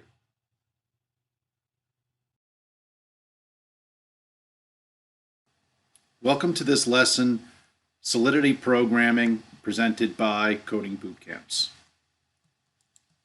This is the Solidity contract and functions. We've covered this material, and we've covered this material.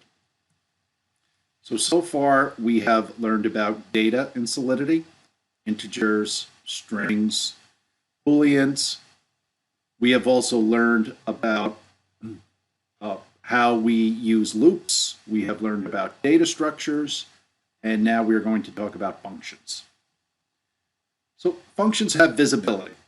Public functions are visible and can be called by other functions or by another contract, by the contract interface.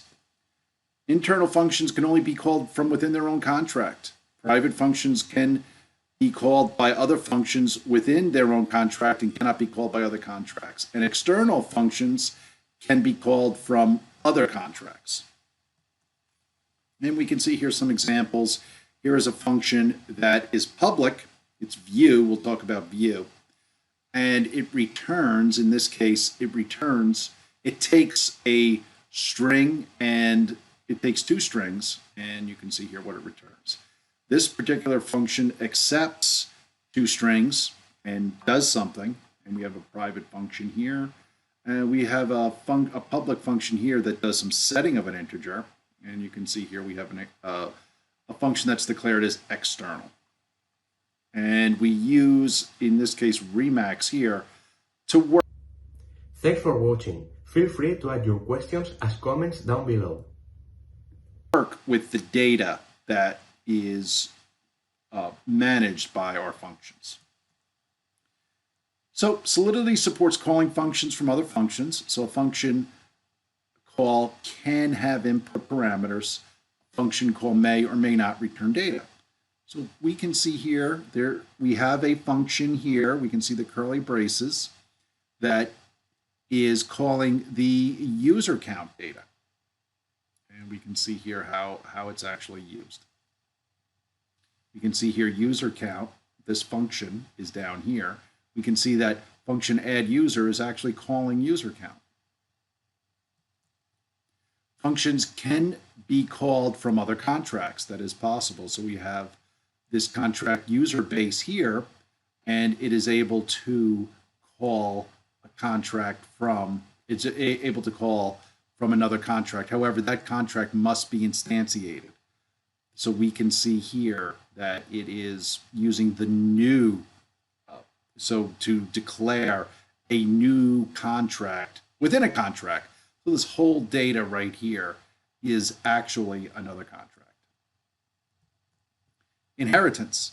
So similar to C++, similar to Java, Solidity supports inheritance. And inheritance between contacts is implemented by the is keyword. So inheritance is defined in the function header. And multiple inheritance is supported. So we can see here, if we look closely, we can see, oh, okay, user base is basic data. So the user base is inheriting basic data. So everything we see now in basic data is available here in user base, plus whatever we define or declare for user base. So user base is almost a superset of basic data. And we can see over here, when we're running this contract, we can see how the data is updated with all of the contracts. Pure functions and view functions. So determinism is a big part of blockchain programming. So deterministic functions return the same value every time. And that's very important when we talk about blockchain. So it's key in blockchains. So with pure functions, the idea here is they always return the same value every time. Pure functions and view functions.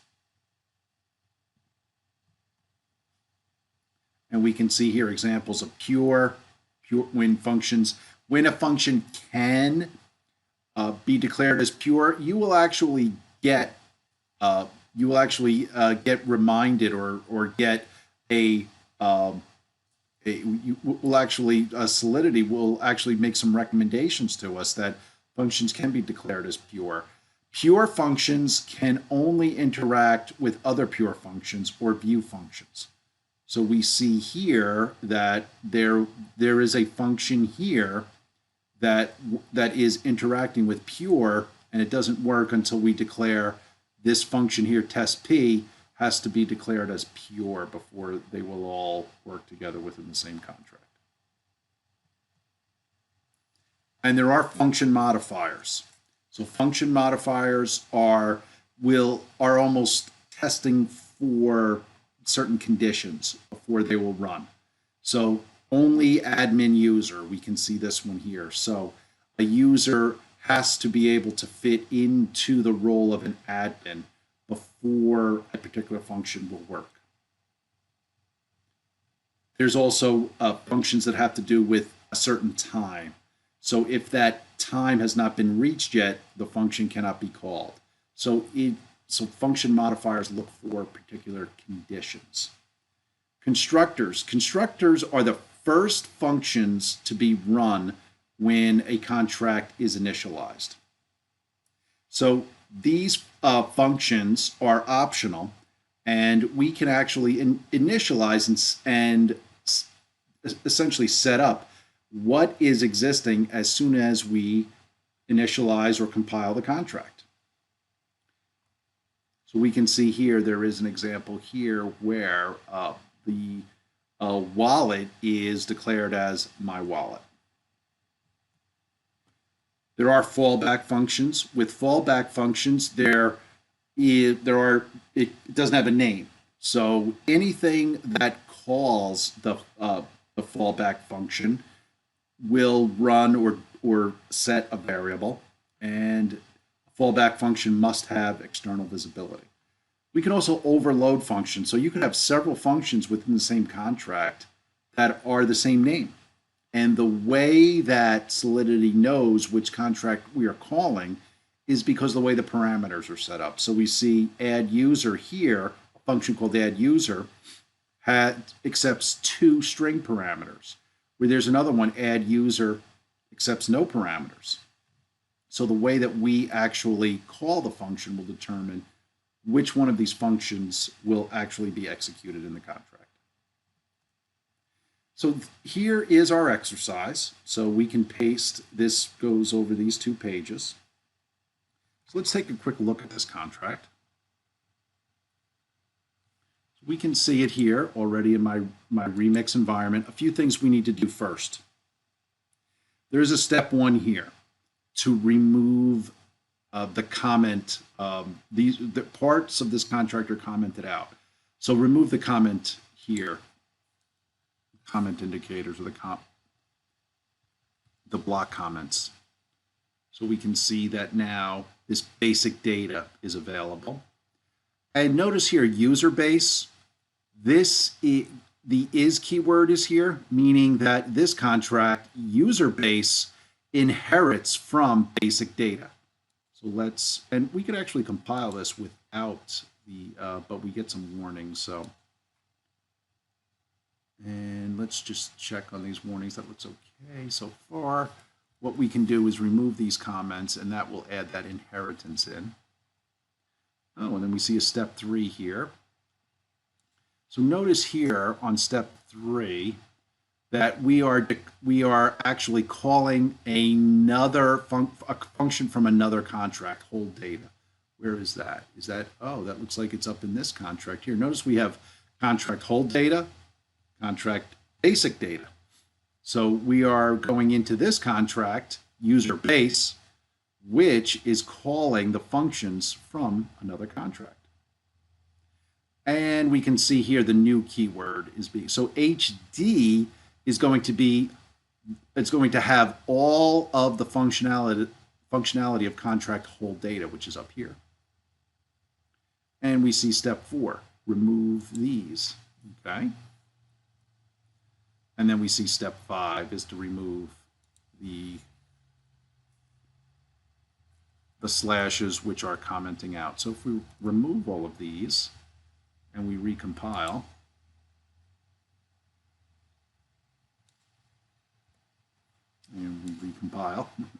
then we are ready to run. Now, we've been talking about something important.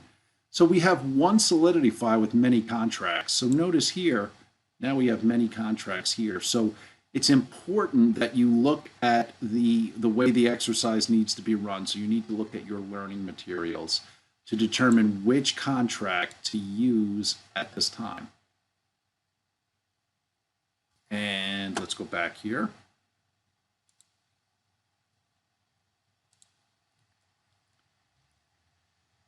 So in summary, we talked about smart contracts and functions, passing and returning data.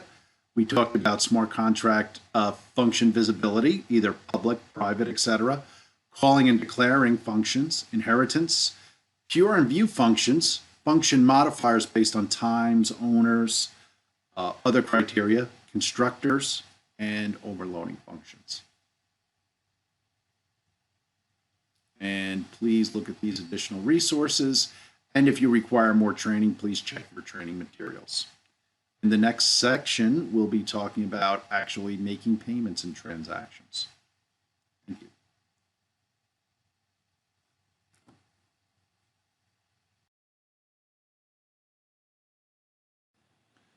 Welcome to this lesson, Solidity Programming and the Solidity Programming Language, presented by Coding Bootcamps.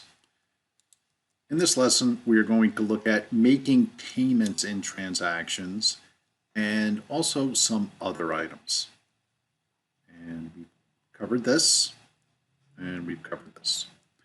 So far, we have gone over contracts, basic constructs, more advanced constructs, loops, arrays, other data structures, mappings, and we've looked at functions. Now we're going to look at payments using Solidity. And this is what differentiates blockchain programming from other types of programming. So smart contracts take action on Ethereum transactions. So smart contracts will involve updating Ethereum wallets by transferring Ether. Smart contracts transfer Ether between users or Ethereum addresses using special global variables. And Solidity provides a rich set of tools to facilitate the transfer of assets and Ether. We saw this a little earlier, transaction properties. So the timestamp, that's always important. And the timestamp is in the epoch time. Gas left, that's important too. Any kind of message data, the sender of the address payable, and the value sent, and also a transaction origin. So please take a look at your documentation, the Solidity documentation, and the Ethereum documentation for these properties and others. Ether can be subdivided. We talked a little bit about this earlier. And it is based, when it comes to programming, it's based on the way. So the Finney is essentially 10 to the 12th way, and a Szabo is 10 to the 15th way, and an Ether is 10 to the 18th way. And the ABI specification, that's not unique to Ethereum. It is the application binary interface. So this is essentially a JSON set of tools or a JSON data that is how Solidity will evaluate your smart contracts. It can do things like test equivalence, string equivalence. It can evaluate hashes, and it can do much more than that, but is essentially based on JSON. If we take a look here, we can see how strings are compared. So we have two separate strings, and we're passing in two separate strings, and then we're using an ABI specification here to compare the hashes of these two strings. If the hashes are similar, or if the hashes are identical, the strings are identical. There's also, when it comes to us using Solidity, there's also a module for unit testing. So unit testing can help us, number one, do test-driven development, and it can help us with our unit testing, and it can also help us with regression testing, because we can automate those regression tests and continue to do those regression tests long after we have added to our smart contracts. We can validate that work that we did early on still runs. And there's also a debugger module, which is a visual debugger, which is a great time saver, and gives you so much better of an understanding of how your contract is running. And we can see here that if we want to use the debugger, we can click Start Debugging, or down where in the console when the application is mined, or when the contract is mined or the transaction is mined, you can click this debug button and then step through the smart contract line by line. Very, very useful. This is the unit testing here. We can actually declare unit tests and then run as many tests as we need to. We can either check all or some of our unit tests. Ethereum time, again, is based on the epoch time, sometimes called the POSIX time. And this is the time since the defined epoch. And you can use that epoch time for comparisons. You can also use it as a condition. So we can declare our functions to look for a certain time, only after. And then if you have enjoyed watching this video, please subscribe to our YouTube channel. Thank you. Our functions will look for that condition. And then there is address payable as well. And our address payable can send or receive Ether. So here is our exercise.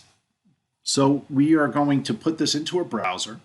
And this exercise really requires that we use our roles. And as we go through and test this, do our ad hoc testing, we can use two different addresses. One address is the payment address, and the other address is the payee address. So one is the payor, and the other is the payable address. So let's take a quick look. It says follow the instructor. So here we have our contract, and I've already typed in here the roles. So what we're going to do here is we are going to click our compile, and we're going to follow these steps here just so we're able to understand. The two roles here are going to be the payer and the payee, each with their own addresses. Let's compile. And this is important here, so we want to deploy now. So we're going to deploy as with one address. So it says here deploy with. So we're going to use this address. I'm going to copy that address here into the deploy address. Click to the deploy button. So now we can see here we have several addresses that were given, and we're going to run with a different address. So it's the address ending in 773. So all of these addresses have a certain amount of Ether. So let's take a look. They all have about 100 Ether. So and we have to run under 773. Here it is right here. And let's make sure that we put in a value based on Ether. And let's use 20. So we're starting off with about 100 Ether. And we're going to pay the value of 20. So we have here buy asset or send asset. I have it in here as buy asset. So I'm going to click that. And then we should see our current address reduced by 20. And the address that we're paying, we should see that it ends in 160C, increased by 20. So let's click here. And we see that that was successful. It was successfully mined. Well, let's go take a look. So we can see the 773, where we're running, went, well, 79.99999. That's 80. That's what we were expecting to see. So that's 100 minus 20. And the address we were paying right here, it ends in 160C. Well, we started off with 100. Now we have 20 more. So we could see we went from the 773 address where we paid 20 Ether to the 160C address, ending in 160C address where we paid the Ether to. So we can see the payor ends in 773 and the payee ends in 160C. So take a look at this exercise and try it. Please try it yourself.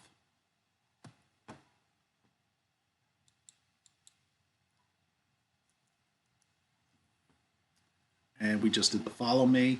So here we talked about block and transition properties, subunits of Ether, the ABI specification, a little bit about unit testing, a little bit about debugging, a little bit about Ethereum time, and making payments using addresses in Ethereum. And again, please consult these resources, and please look at these resources for more training.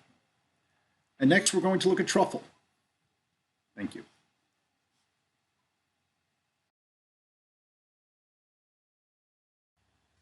Welcome to this presentation of Introduction to Blockchain and Solidity Programming, presented by Coding Bootcamps, the Solidity Contract, and Truffle.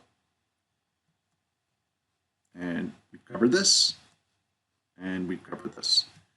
So far, we have built our contracts in Remix. We can certainly code outside of Remix, and we're going to talk about that shortly. We have looked at functions, we've looked at payments, we've looked at constructs and syntax in Solidity.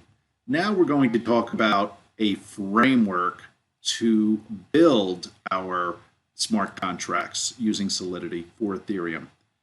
Truffle is a framework, and Truffle is being extended to other blockchains, so it will soon be available for Hyperledger. It will soon also be available for Corda. And Truffle abstracts a lot of work, a lot of tedious work away from us. So a lot of our application binary interface, a lot of the JSON that we would have to provide is provided for us by Truffle. Also, a lot of the Web3 tedious work, a lot of JSON for our Web3 JavaScript is provided for us by Truffle. So Truffle can certainly help accelerate and remove a lot of tedious work that is quite time consuming. So it is a great framework. So Truffle is a suite of tools, and again, it is a framework for smart contract development. Created for Ethereum, it will soon be extended to Corda and Hyperledger Fabric as well.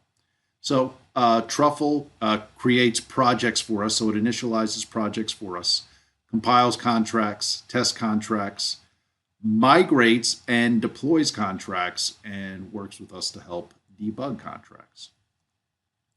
Truffle is available and does integrate with Visual Studio Code. And Visual Studio Code here, you can see, runs on Mac OS, Windows, and other types of visual desktop environments.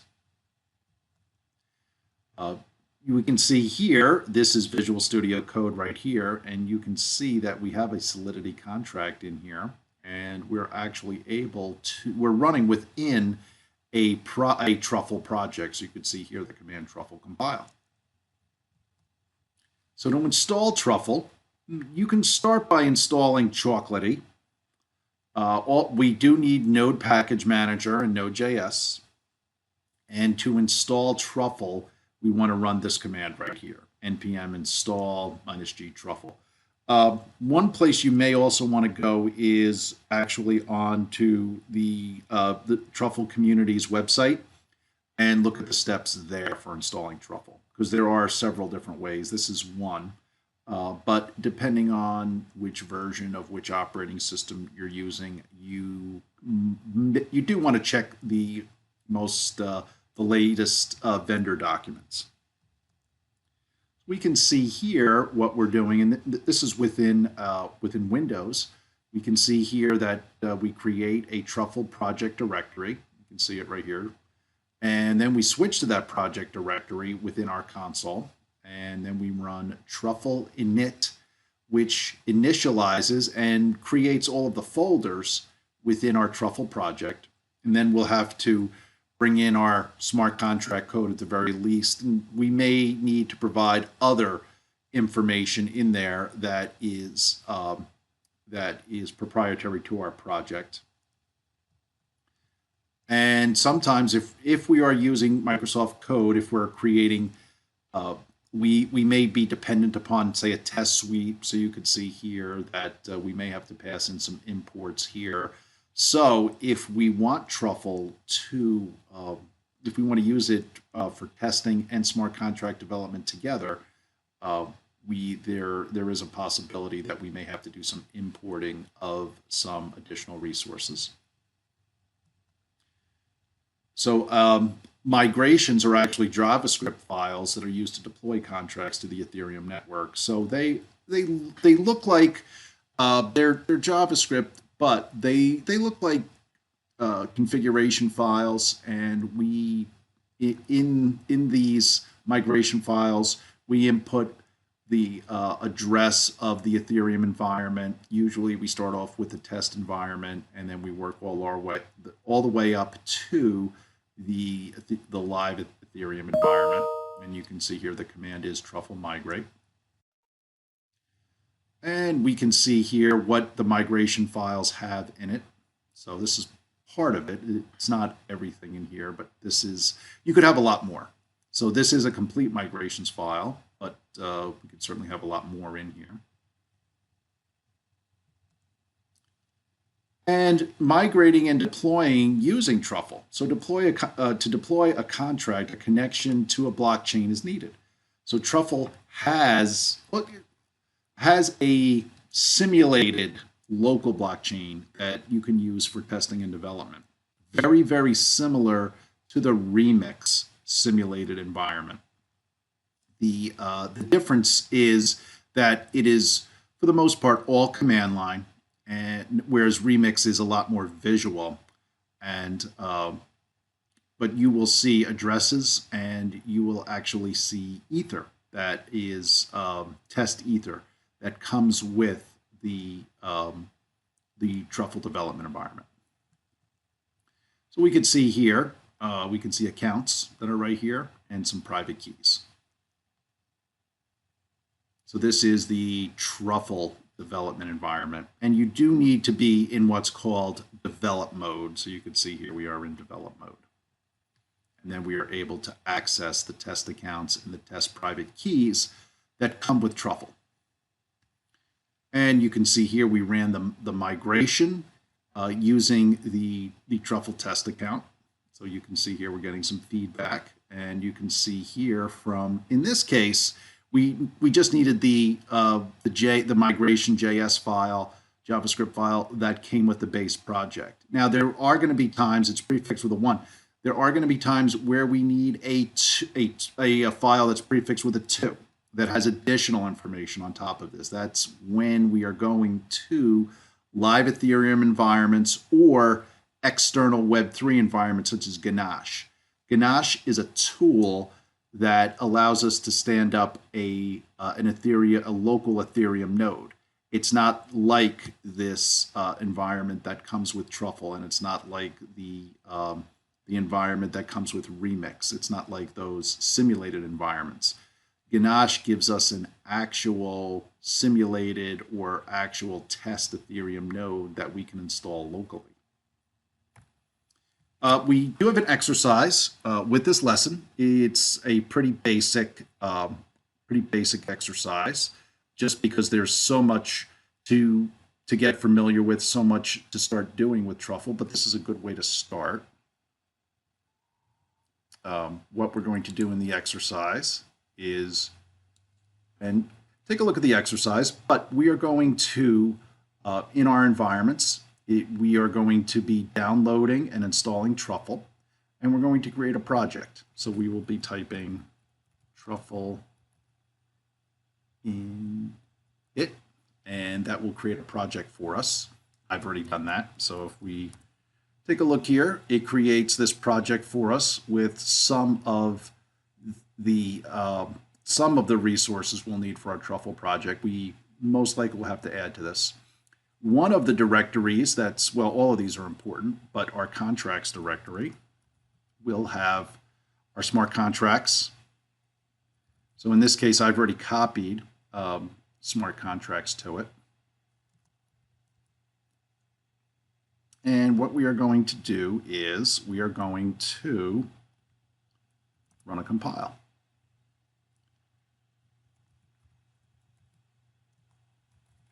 And it is Truffle compile.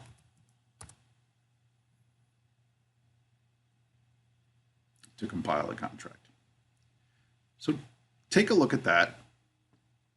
and go through the steps in your exercise as well.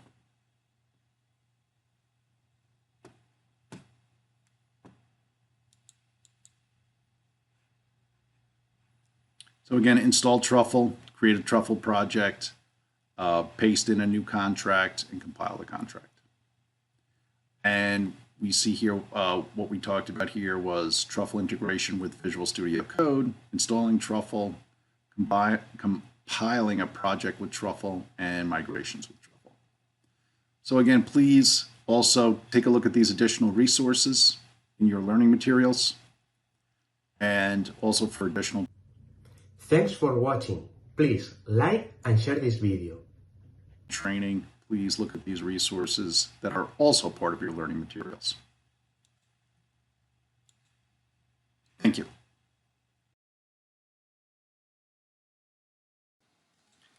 Thank you for completing this lesson on Solidity Programming presented by Coding Bootcamps. So we just completed how to build a blockchain application with Solidity.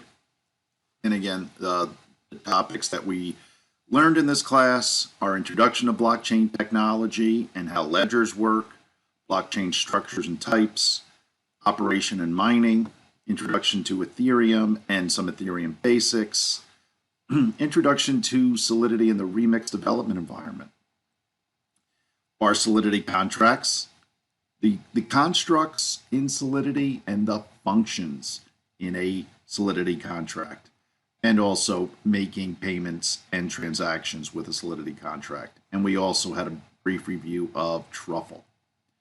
Congratulations, you have successfully finished the class. Some follow-up classes are blockchain cybersecurity, blockchain development with Corda, Hyperledger Fabric for developers, Ethereum blockchain development, Hyperledger Fabric for administrators, and Hyperledger Sawtooth for administrators. Thank you again, and follow us on social media. See you at the next class.